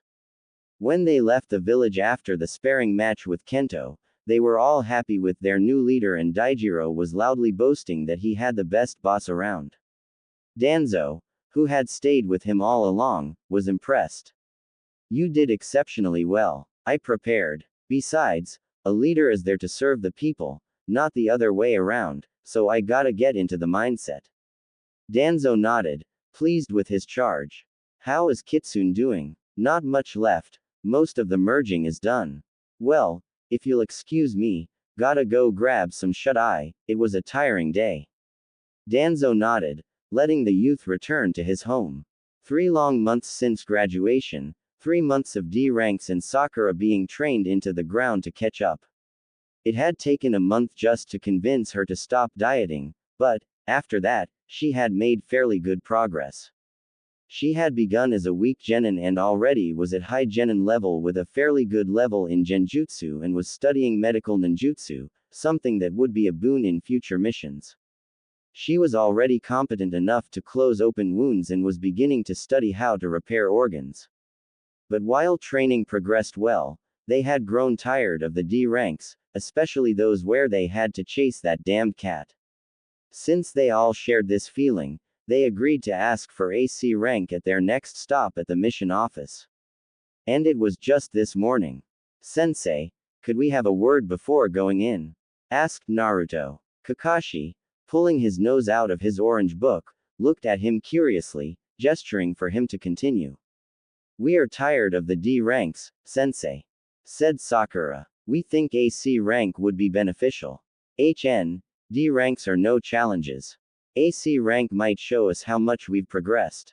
Kakashi thought about it for a moment, then nodded before proceeding into the office. Hello, I would like to acquire AC rank for my team.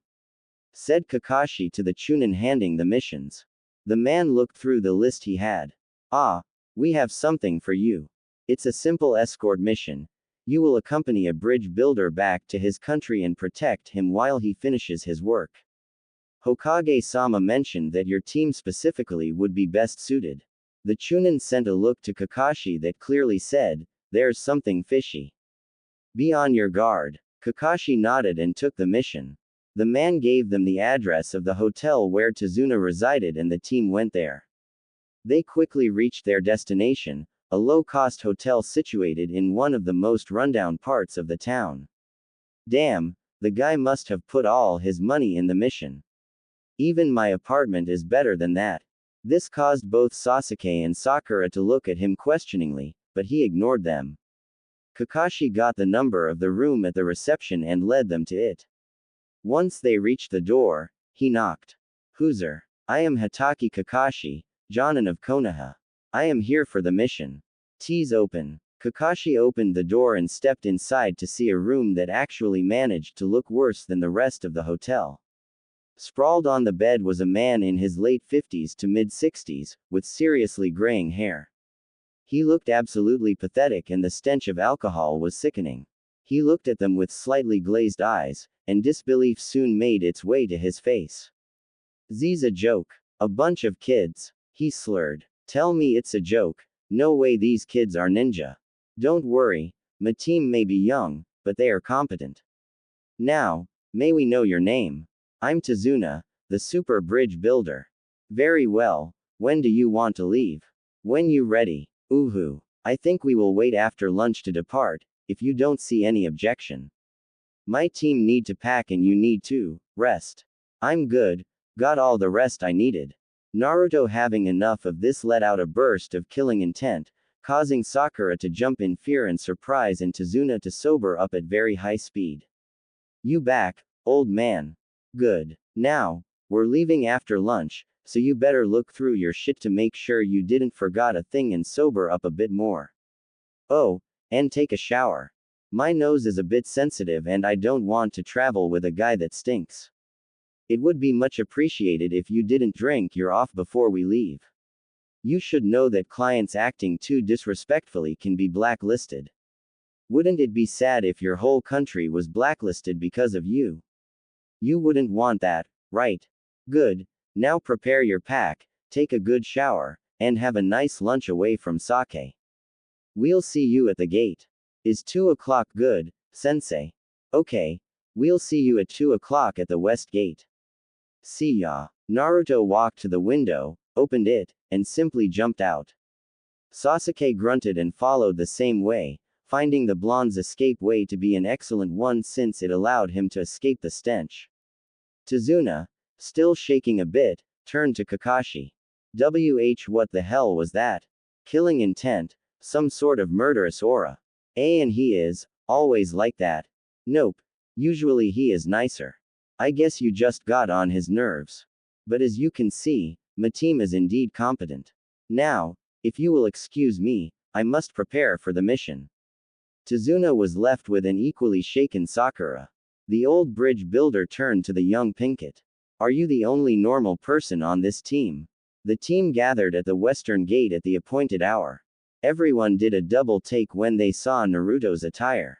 Gone was the orange jacket tied around his waist. He stood in black pants with black sandals, a dark red sleeveless t-shirt, and a sleeveless hooded black coat falling to his mid-calves. Now that his arms were visible, all could see that he wasn't as scrawny as he was believed to be. Quite the contrary. His staff was separated in two, each part having a foot and a half of handle and a foot-long blade, and each blade resting in one of the sheaths crossed on his back. Then came a running and slightly fearful Tazuna. Sorry. Pant, I had to pay for my room. Pant, it took longer than I thought. I'm not too late, am I? He asked apprehensively. No, you're just on time, answered a smiling Naruto, slightly creeping out Tazuna. So sensei, do we set out? Kakashi nodded and they began their trek. The first 2 days of travel were utterly uneventful. Sakura, being curious, asked Tazuna why he had hired ninja. The reason was that a business tycoon, Gato, was submitting Wave to his despotic reign, his bridge being the only hope to break his hold on the country. He gave a quite vivid description of the situation in Wave. How poor they were, how people were thrown to the streets, and how children were forced to scavenge for food. Considering just how dangerous Tazuna was to Gato's reign, he expected him to send his mercenaries to kill him off, hence why he needed ninja protection. Tazuna-san, you do realize Gato'll just have to seize the bridge, right? Noted Naruto. Yeah, I know. That's why I'm building a secret passage inside the bridge. That way we'll be able to discreetly pass mercenaries into our country to overthrow Gato. Not a bad idea. But what is stopping them from taking control of the country? The daimyo's forces. He's not doing shit because Gato didn't try to take his place. But if the mercenaries do turn against us, the daimyo'll be forced to react. Maybe, said Naruto, a plan beginning to form in his head. At this instant, stone spears flew from the woods. Naruto went to the right, unsheathing his blades and deflecting the spears masterfully, while Sasuke did the same on the left with his chikudo. Kakashi immediately had a kunai in each hand and Sakura, on reflexes alone, took a defensive position near Tazuna. From the undergrowth, 3 shinobi emerged, all of them with slashed Iwa headbands. Well, what do we have here? Poor Lil. Tree huggers are protecting our target. Be nice, hand him over, and we'll let you live. Naruto, who had brought the hood on his hair, looked carefully at each of the Iowa deserters. One was facing him, another was in front of Sasuke, and the last was directly in front of Kakashi. Sensei, they're pages 359, 360 and 361 of the Bingo book. Iwagawa Kosuke, Noda, and Setsuo. Hey, heard that brothers. We're famous. Even Konoha Genin know our names. You're the weakest missing nin to ever leave Iowa. You are so weak that the bounty for your heads is placed at half the standard bounty for rogue Chunin, making it the lowest bounty in the history of the elemental nations. Rumor has it that Onoki is even considering removing the bounty altogether since you're so weak. Answered Naruto with a smirk, thoroughly incensing the three missing nin. Since they were so angry, they charged right in, intent on showing the genin how strong they were. Sasuke dashed forward and cleanly bisected his enemy before spinning on his heels and cutting off both his arms to ensure he wasn't a danger anymore. Naruto ducked under a kunai strike before cutting the man's arms at the elbow. He then slammed his knee in the man's groin, causing him to fall forward with a grunt of pain and opening him for a hit at the base of his neck, knocking him out. Kakashi simply disappeared and reappeared behind his enemy and chopped him in the neck, causing him to fall unconscious. Then, he turned to his blonde student. Naruto, why did you assume I didn't know who they were? I assumed you did, I simply didn't see any other way to exploit their weakness. It's said in the Bingo book that they are easily angered, especially when you question their worth, and that their competence drops when angry, so I found a way to take advantage of that. Good thinking. Praised Kakashi with an eye smile. And Sasuke, good job. You handled him very well. Kakashi then turned towards his last student and was only mildly surprised to see Sakura breathing hard and looking at the blood and guts of Sasuke's opponent. She was shivering, small whimpers escaped her. Naruto, Sasuke, try and interrogate the two survivors. I have to talk to Sakura. With that, he gently pushed the Pinkett towards the wood to have a talk with her. Naruto took his prisoner, bandaged his arms just enough to stop the bleeding, and looked over his shoulder. To his surprise, the old man didn't seem all that fazed by the sight of blood. Ill at ease, yes, but not in shock. Turning back to his prisoner, he tied him to a tree and passed smelling salts under his nose, causing him to wake up, though groggily, probably because of blood loss. Hello, Kosuke. I have quite a few questions. Screw you. No thanks, I'm not swinging that way. Naruto took a scroll from inside his coat and unrolled it where Kosuke could see it. From it, he unsealed an array of pointy things. Just looking at the assortment of things, Kosuke felt phantom pain begin to appear throughout his body, but he stood strong. Naruto then took a small piece of paper, showed him the seal on it, and placed it on his forehead before activating it. Kosuke felt a strange tingle go through him, and he was surprised to feel his clothes against his skin with such intensity. Everything seemed more intense. Now, as you may have noticed, your sense of touch has been heightened.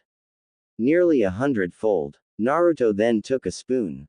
Kosuke hadn't seen it because he was concentrated on all the menacing tools. Naruto showed him the spoon clearly, both sides, before bringing it down on his shoulder, almost like a playful hit.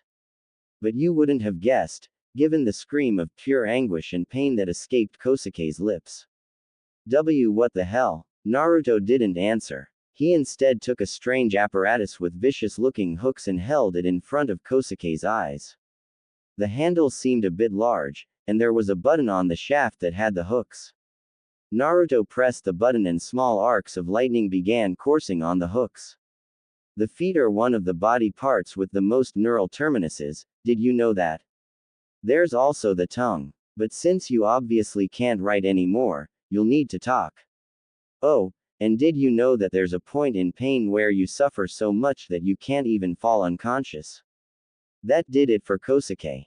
If a single spoon could cause that much pain, he didn't want to know what that thing would feel like, especially not if he knew he couldn't escape it.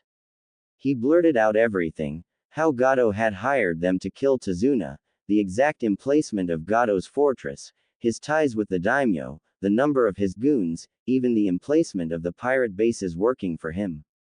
And Naruto, of course, took note of everything on a little notepad. When Kakashi came back with a slightly better Sakura, he saw a whimpering mess near Naruto and Sasuke trying and quite failing at extracting information from Setsuo. It seemed Sasuke's torture methods weren't his bright point.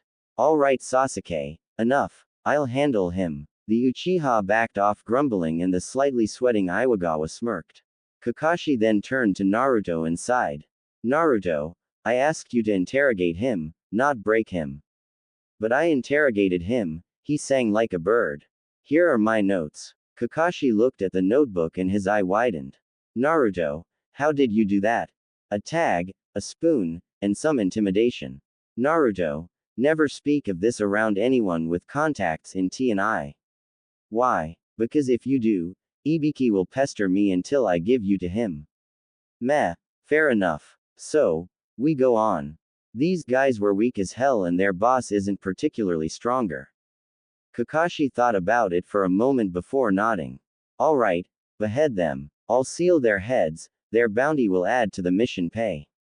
Kosuke almost welcomed death, but not Setsuo. Far from that. You tree huggers. You'll all die. You can't stand against Gado's army. You'll all die. And I'll piss on you from up there. Sasuke, having had enough, beheaded the man in one swift slash of his Chikudo. Kakashi quickly sealed the heads and they resumed their trek. Along the way, Sasuke kept sending dirty looks to Naruto, pissed that the Dobi, the dead last, was once again besting him. It was infuriating. He was supposed to get stronger to avenge his clan, yet that guy, who didn't seem to have an ounce of hatred in him, was getting stronger than he was. It wasn't fair. With a growl, he returned his gaze to the road in front of him. The team was walking down one of the many foggy paths of Wave Country. They had recently landed after taking a small boat to cross the sea. It had taken nearly an hour at full speed to go to Wave. And, on the end of the journey, they had to cut the engines and road, all for the sake of being discreet. While they walked, they didn't notice the pair of eyes looking at them hatefully, nor did they notice their owner gathering his chakra. Suddenly, a spear of stone shot from under Tazuna, impaling him completely. What? Screamed Kakashi. 3 kunai shot from the trees, slamming into each of the genins' heads, while a hand coated in a blade of rock shot through Kakashi's torso. Ha! So much for the almighty Hatake Kakashi. Screamed Kuromoto Batu, rogue jonin from Iwa. I knew you leaf scum were just weaklings. Kakashi, blood pouring from his mouth and soaking his mask, turned his head to face him, and I smiled. Puff. What? Kakashi appeared behind him, swinging his hand coated in lightning in an arc and cleanly beheading him. Kakashi then took a handkerchief from the deceased Jonin's pouch and used it to clean his hand. It's okay, guys. He's dead. The genin and Tazuna joined Kakashi near the new corpse, Sakura looking away while Kakashi collected the head and Naruto drew a cross on a portrait in a black book. Well, that guy is worth quite a lot, mostly because of his crimes. This mission is becoming more and more profitable. Do you only think about money, Naruto? No, I also think of 2 beautiful and foxy twins I wish existed outside of my imagination. Hey, I'm a ninja. If you want a benevolent and chaste guy, go see a monk. You disgust me. I can live with that. So, Tazuna-san, where's your house? I got a few things I'd like to talk about with ya, but I don't feel like doing it in public. Tazuna began to lead them down the path and they quickly reached his house. The door opened and a woman burst out of the house, running toward Tazuna. Father, you are okay, I am so relieved. There were rumors about Gado hiring ninja to assassinate you. They were true, but these ninja were even better. Gado will have to find new goons. Ninja-san, this is my daughter, Tsunami. The Konoha team bowed politely at Tsunami and introduced themselves. Since it was beginning to be a bit late, Tsunami went to prepare dinner while Tazuna showed them their rooms. Kakashi and Sakura each got one for themselves while Sasuke and Naruto had to share the last room. Of course, Naruto didn't really want to share a room with Sasuke, so. Say Sakura, how about we trade rooms? What? In my privacy. That would be the perfect occasion to entice Sasuke with your body and show him you're better than Ino. Deal. Sasuke sent a death glare to Naruto, Kakashi looked bemused at the scene, and Naruto calmly went to settle down in his new room, laughing to himself about how easy to play Sakura was. After he finished setting his stuff down, including a complete bedding, he went to the kitchen and helped Tsunami. At the diner table, everything seemed fine, even though the kid seemed a bit broody. After dinner was finished, Naruto decided it was time to begin phase 1 of his plan. Tazuna-san, may we talk in private? The bridge builder nodded and led Naruto to his room so they could talk. Once there, he sat on his futon and faced Naruto. So, what do you want to talk about? What if I had a way to rid you of Gato and the daimyo at the same time? I'm listening. For a reasonable sum, I can call for the forces on my lands, just north of here, in Whirlpool, and I can stage your very own coup d'etat. After that, you can proclaim yourself daimyo of Wave and use the country's treasury to pay for both the use of my troops and the mission, which by now has probably been updated to A rank at least since there was a Jonin. Besides, you'll be able to fund the completion of the bridge. So, what do you say? How long for your troops to come? Looks like that seal I designed will be useful, said Naruto with a smile. 2 weeks before the mission, he had designed a seal to send messages across long distances. It was far less efficient than radio wave and was still experimental, but it served its purpose. Fishing inside of his coat, he took a scroll out. How could you hide that in this coat? It's big enough to be noticed. The marvels of Fuinjutsu. Unrolling the scroll, he began pulsing his chakra into the seal, sending a mental message along. In the officer quarter of the main Whirlpool fortress, a message appeared on the corresponding scroll. Alright, my troops should arrive in, 5 to 7 days. Tazuna nodded, accepting the delay easily. You promise you won't take over the country? That would be extremely bad for my image, so yeah, I promise not to take over Wave Country, well, unless you ask me to. Answered Naruto with a grin. 4 days had passed. It was early morning and Naruto was sitting on the roof, looking over the rising sun. Sakura was still sleeping, exhausted after yesterday's training. Kakashi was keeping the pressure up and she was now working on waterwalking. But with her quite small reserves, even if they were growing, she was easily exhausted, something Sasuke was grateful for. Otherwise she would have raped him already. The boy, Inari, had been annoying lately with his gloomy behavior. Last night he had sprouted nonsense about Gato being too strong or whatever. Naruto had proceeded to ignore him completely and, in the end, it was Sasuke who snapped when the boy said they didn't know what it was to have a hard life. Inari didn't know it, but he was lucky to still be in one piece. Behind him, he heard the door to the balcony of Inari's room open. He could feel the little boy's glare on his back and this time decided to talk to the boy. What is it, Inari? The boy remained silent, keeping the glare up. With sigh, Naruto turned and looked at him. You're upset about what Sasuke said last night, huh? Well, you just picked the worst person possible to say that. What does he know? He doesn't know what it's like to suffer, to lose some. He lost his whole clan. That shut Inari up. His own brother slaughtered his whole family, not only his mother and father, but also his cousins, uncles, aunts, everyone. He lost 800 people in one night. I don't know who you lost, but I doubt it's that much. You know, your statement was only true for Sakura. Who did you lose? Asked the little boy quietly. Naruto chuckled humorlessly. My parents, on the day of my birth. Well, my leader showed me a woman and said she was my mother, but she's in a coma with no way of waking up, so I have no idea if she's really my mother.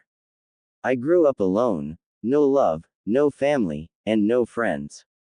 It only changed in the last months. Now the boy was properly humbled. He was looking down in shame at his words.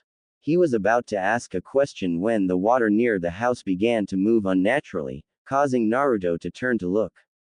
Reaching discreetly for a kunai, he hid himself on the roof while Inari went to wake Kakashi up. The water began to rise and, from the depth, emerged an octopus with the symbol of Whirlpool appearing on his skin like a tattoo. Kakashi suddenly appeared behind Naruto, looking at the summon cautiously. Naruto, since when do you have summons? Not mine, but friendly, answered Naruto. Uzumaki-sama, spoke the octopus in a grave voice. Daijiro-sama gave me a message for you. Naruto jumped down on the walkway and made his way to the summon, taking the sealed container it offered him, then the summon disappeared in the depth. Naruto opened the container and took the scroll before unrolling it and looking over its content. Tazuna cautiously opened the door behind them, peering through the crack, having been woken up by his grandson. Seeing it was safe, he exited and approached the widely smiling Naruto, seeing the scroll. What does it say, kid? That my friends made it here faster than expected. They'll be at a beach north of here in 2 hours. Naruto, who? You'll see, sensei. You'll see. Naruto, it's not interfering with our mission. Or, at least, not in a bad way, so I don't think I have to tell you, do I? Kakashi remained silent, looking intently at his most interesting yet annoying student. Naruto, you are bordering on insubordination. Okay. No need to use the big words. Let's step inside and I'll explain everything. 2 hours later, the whole Team 7 and Tazuna were at a beach, a bit to the north. Naruto was looking with pride at the display while the other looked gobsmacked at the dozen or so ships, all bearing the crest of Whirlpool. There were 2 Akatebune and 8 or so Fun. Additionally, there was a half-dozen damaged ships bearing pirate symbols. Entire squads of shinobi and samurai were jumping from the Whirlpool ships, using water walking to reach the beach. In full armor, Musashi Masahiro went to Naruto, a smile on his face, and bowed low once he reached him. Naruto-sama, Whirlpool's forces are at your service. I have here 150 samurai and 75 shinobi. Considering the mission, Kento sent our more fight-oriented shinobi under the command of Okami Izumo. Good. Very good. I didn't expect you for at least one more day. Don't underestimate me, lad. Bellowed Daijiro from atop a gigantic octopus. He jumped and landed incredibly nimbly for someone of his size. Sorry, we had a lil date with the pirates. These idiots had never seen a warship. Heard you got a map for me. Yes, here are the locations of all the pirate harbors. Clean up this mess. The loot, half to Whirlpool's treasury, the rest is spread between the crews. Aye, sir. Say boss, how about we get that drink once you're finished with that coup? Sure. Daijiro, sure. Alright, take care of him, Masahiro. Will do, brat. Daijiro jumped back onto his summon, and led his fleet to the sea to attack the pirate bases. The soldiers of Whirlpool gathered by type and unit, the shinobi organizing themselves by squads of 5 while the samurai gathered by squads of 10. From the shinobi side, a man approached. He was in his 40s, had black spiky hair, black eyes and a goatee. He wore the Konoha standard uniform under a long gray haori falling to his mid-calves with the crest of Whirlpool on each of his shoulders, metal guards on his forearms, and his headband on his forehead. Uzumaki-sama, I am Okami Izumo. Ah, Keiko-san's husband. A pleasure to meet you. Likewise, my lord. May we know where our targets are? Yes, of course. Tazuna-san, do you have the map I requested? Yeah, here it is. Naruto began to unroll the map and mark the different objectives along with the enemy presence. Naruto, I do not mean to disrespect your troops, but do you really think 150 samurai will be able to fight Gato's troops? That sounds like a suicide mission to me. Watch what you say, brat. Bellowed an incensed Masahiro. My boys can beat a Chunin anytime. Kakashi raised an eyebrow at what he thought to be a boast. Well, sensei, maybe we should accompany the assault on Gato's main base. That way, you'll be reassured. Kakashi nodded his agreement and Naruto sent a smile to Masahiro. The generals of Whirlpool then began barking orders, attributing squads to each destination. The daimyo's palace would be seized by 4 shinobi squads before 3 squads of samurai moved in to secure and hold the place, then the 4 squads would move on to Gado's caserns inside the capital. His hold on the main port would be broken by 2 squads of shinobi. 5 squads of samurai would move to take control of the main villages of the small country. 4 more squads of shinobi would scour the countryside to eliminate outposts, and lastly 2 squads of samurai would take control of Gado's warehouses. The remaining 10 squads, 5 shinobi and 5 samurai, would lead an all-out assault on Gado's fortress along with Team 7. As soon as the order was given, the squads leapt into action. Kakashi was quite impressed to see the samurai easily keeping up with the ninja, even with him. Naruto, on his part, was quite delighted. Masahiro-san, after what you said I had quite high expectations for your troops, I am pleased to see such promising display. Thank you, my lord. In a matter of minutes, they reached a clearing near Gado's fortress. Masahiro sent archers in the trees to cover the assault before coming towards Naruto along with Izumo. My lord, we have a strategy that would be perfect for such a situation, said the aged samurai. I'm listening. Quite simple, said the wolf ninja. Masahiro lead the samurai to attack the front and distracts the mercenaries while we infiltrate from the rear and begin attacking from there. Naruto thought about it for a moment, then nodded. Nice strategy. Simple, but it will be effective against these lowlifes. Remember, don't damage the building too much and try to salvage as many valuables as possible. The commanders nodded and went to their troops. Masahiro took his squads to the front gate while Team 7 accompanied the ninja to attack the rear. Kakashi noticed absent-mindedly that a lot of the ninja had wolf-themed decorations, association them to the Okami clan. They reached a vantage point, hidden among the foliage, giving them a clear view of the front door. They saw the sentinels at the door screaming something, then the door exploded inward in a shower of splinters, with Masahiro and his 40 samurai charging in and taking position in the courtyard, spreading into an arc in front of the gate. Gado's mercenaries began to attack them and were mercilessly and effortlessly cut down.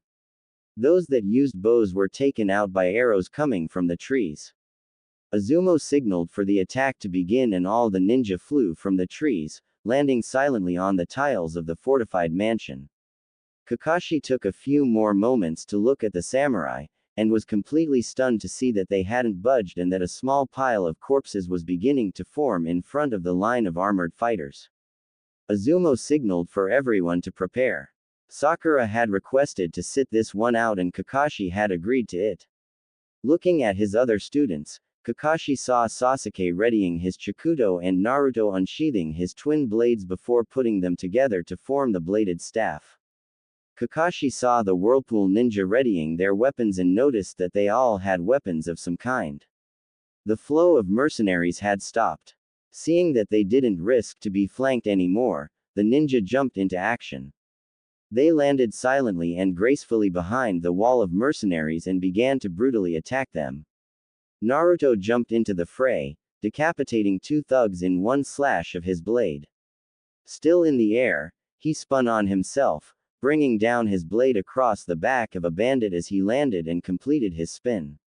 Screams of panic began to fill the ranks as the ninja slaughtered the mercenaries silently. Spinning on his heels, Naruto cut 3 thugs in half at their midriff before blocking an axe destined to his head.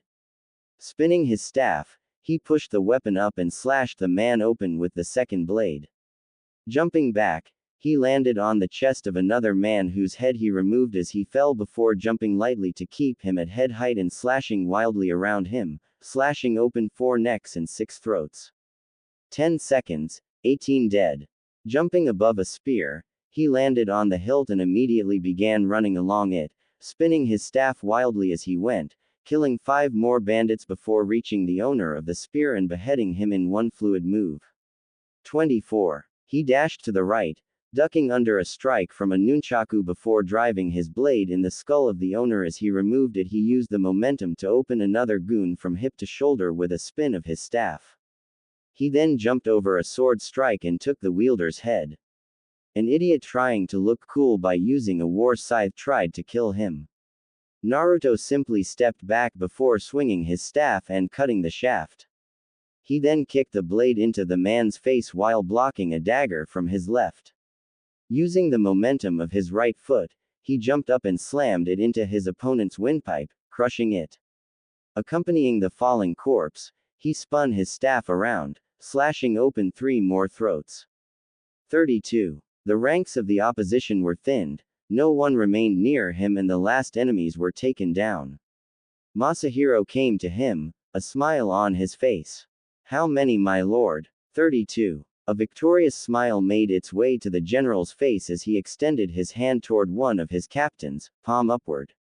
The captain, grumbling something about killing machines, placed a pile of ryo in Masahiro's hand to Naruto's amusement. You made a bet on my kill count. Yes, sir. I knew you would at least kill 30 of them, so I bet on it. Naruto nodded. Alright, let's go get that Gato fellow. If I may. Sir. Said Izumo. It would be safer to let my clansmen search the complex and warn you once the target is located. Naruto thought about it, then nodded his consent. The shinobi began to spread throughout the complex, searching for traps and enemies. The rare resistance pockets were taken out quickly and quietly, and Gato's office located. Naruto went to the office with Kakashi, Izumo, Masahiro, and Sasuke. Kakashi approached the door and opened it suddenly, diving inside with a roll, a kunai in each hand ready to take out any threat. He was only greeted by a scream of fear from Gato. Who are you? Wait, you're a ninja. Get me out of here and I'll pay you a fortune. I'm afraid that's not possible. Interjected Naruto as he stepped inside.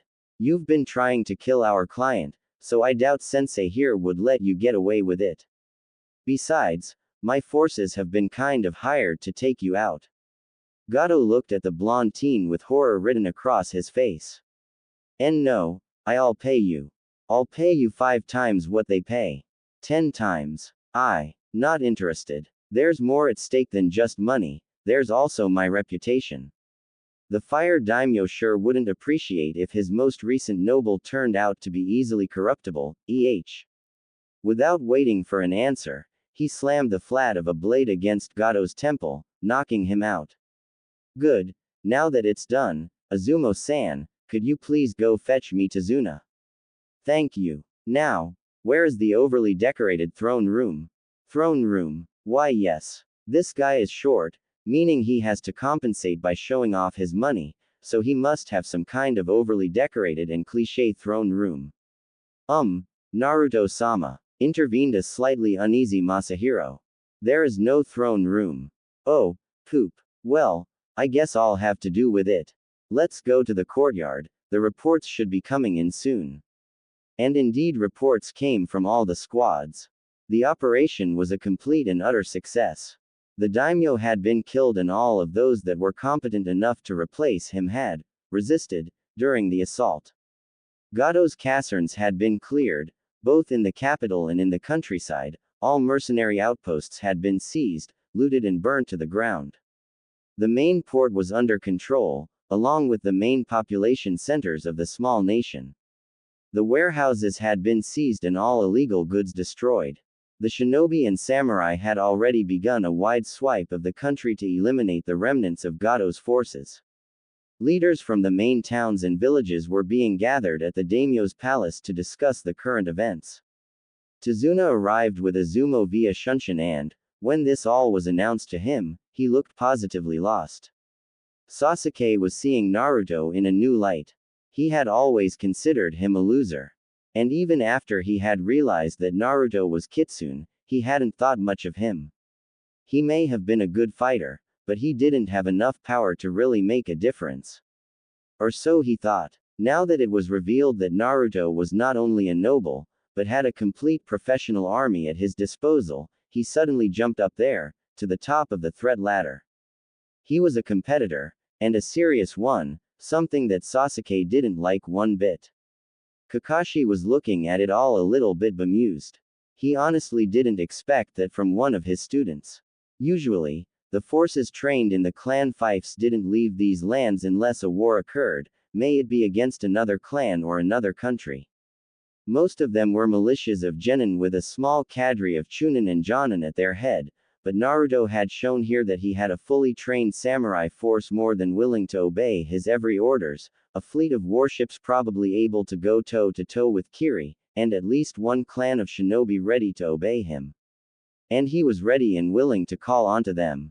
If that wasn't enough, his forces were visibly well trained, with samurai capable of keeping up with shinobi and a ninja force that seemed to count a good number of high chunin in their ranks. It was impressive, and it would definitely be mentioned in the report. The group shunshined to the daimyo's palace, and Kakashi was honestly surprised to see the samurai general using the shunshin so casually, but he didn't show it. They stepped into the throne room and saw that the representatives of all the biggest villages and towns were there. Naruto stepped forward. Good morning everyone. I am Uzumaki Naruto, Lord of Whirlpool. Tazuna-san hired my forces to remove Gato and the former daimyo with him since they were working together. Well, it's done. As of today, 11 o'clock, 30 minutes ago, Gato has been arrested. Masahiro-san, did you bring him along? The samurai threw the little businessman, tied up, in the middle of the room. Good. As per my contract, I am instating Tazuna as daimyo of Wave and delivering Gato to you so you can judge him in any way you want. Now, as for my payment, if it does not upset you, I think I will pay myself with Gato's possessions. Is that alright? Everyone in the room nodded eagerly. Wonderful. As part of the contract, humanitarian aid will come to Wave around tomorrow. And, since Gato really does own a lot, or rather owns since it's mine now, I will include a few squads to patrol your islands and ensure peace remains. Is that alright with you? Once again, the council was eager to accept, making their agreement known quite vocally. Good. The legal content of the warehouses will be relinquished to Wave, along with your ports and the pirate ships captured. Excuse me, Uzumaki-sama, said one mayor with his hand raised. Did you say pirate ships? Why you destroyed the pirate blockade? Well, maybe not completely yet, but my fleet has a map of all the pirate hideouts under Gato's command and is busy destroying them. Now, Daimyo-sama, said Naruto, bowing to Tazuna. I will go back to my new mansion and set it up as a field HQ for the patrols. Have a good day. Naruto exited the room with a spring in his steps, along with the Konoha ninja and Whirlpool soldiers. 2 weeks since they had arrived, and the bridge was finished. A complete consensus had emerged from the people of Wave, and it was decided that the bridge would be called the Great Whirlpool Bridge, in honor of the warriors that saved them from slavery at Gato's hand. Entire ships of food had arrived from Whirlpool, and the small island nation was beginning to rebuild what it had lost. Now, all the officials and a sizable portion of Wave's population were seeing the team off. Naruto was exchanging a few last words with the commander of the patrol forces in Wave, a woman named Minamoto Tomo. Finally, they set off to go back to the Leaf. Sasuke was as gruff as ever, even more so when it came to Naruto. Said blonde was clearly showing he didn't give a damn and smiled wickedly, and Sakura was back to worshipping the Uchiha with one or two wary glances to her other teammate. Kakashi, under the cover of reading his book, was thinking deep, trying to understand why exactly his student had this smile. Finally, curiosity consumed him. Naruto, what are you smiling about, if I may?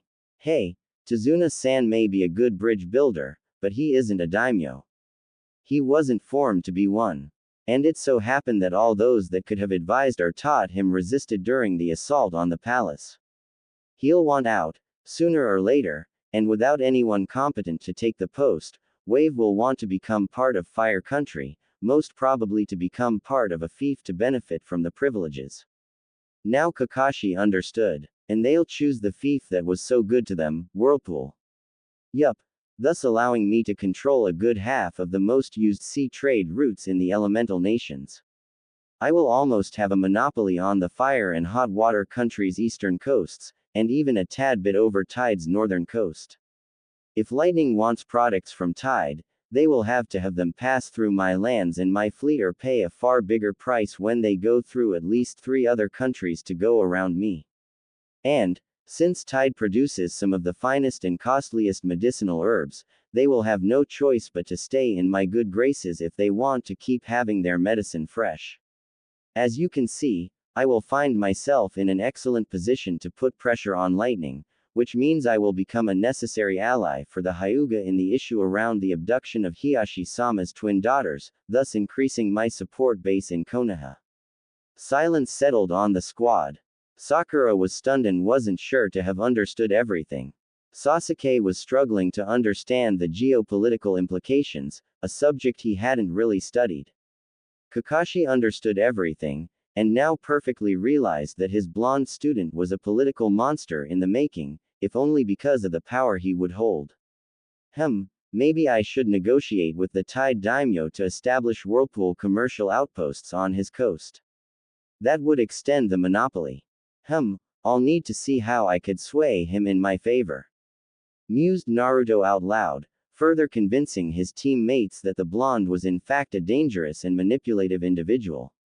From then on, the trip continued without a hitch. Kakashi returned to his reading, Sakura to her worshipping, Sasuke to his brooding, and Naruto to his dreams of world domination.